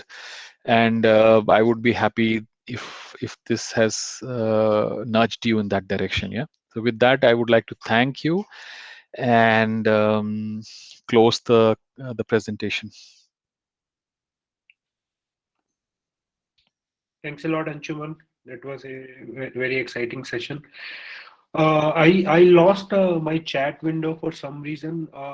Can you see in the chat window if there are any questions, any interesting questions after in last few comments after the jam? I think there are a couple of questions. So if you can take those. Okay. So, sir, one question was, can you give an example and explain the anchoring or fencing? Okay, so one example for anchoring is basically when you anchor the some of the pins of a macro, as I showed in one of the slides. There you could anchor them, and then fencing could be one topic is about anchoring will be one topic, where fencing will be when you are trying to fence, say a ring oscillator, which is basically generating some different kind of frequencies, or you want to pull, say there are some synchronizers and you want to bring these synchronizers together and keep them together. So you fence them together, and then that can be a floating logic around your circuit as a fence. But then you can do this. Other topic would be when you do multi bits. There also you could do kind of fencing also. The next question was, can the macros be placed vertical? Yes, the macros will be placed vertical. Depends upon what kind of poly configurations you have in the design, which somehow we did not touch up. Yeah, in lower technology nodes, it is very essential that the poly lines are unidirectional. So not all macros can be placed vertical, but you have to create a macro in a way that it has a vertical configuration or a horizontal configuration. But it essentially depends on where is the poly direction. If the poly direction is vertical, then you can do that. If poly direction is horizontal, then you have to go horizontal. Hope that answers the question. Explain again what is a macro and specifically difference between. Okay, so question is, can you explain again what is a macro and specifically the difference between a soft and a hard macro? Okay, so now what is a soft macro? Basically is something, a piece of code. Say you are writing, um, let's take for argument's sake, you are writing an adder. So you give me a file which says a is equal to b plus c. So this is basically a code that you have handed over to me, and I can embed this code in my SOC and implement it however I want to. This is a soft macro, because the control of how I implement is with the SOC and not with the macro provider. On the other side, if I give you an adder cell which has a defined location of A and B and output and a shape, and I want to embed this into my design, then this is a hard macro, because I cannot do anything in it. I have to use this as is. So hopefully this clarifies what is a soft macro and what's a hard macro.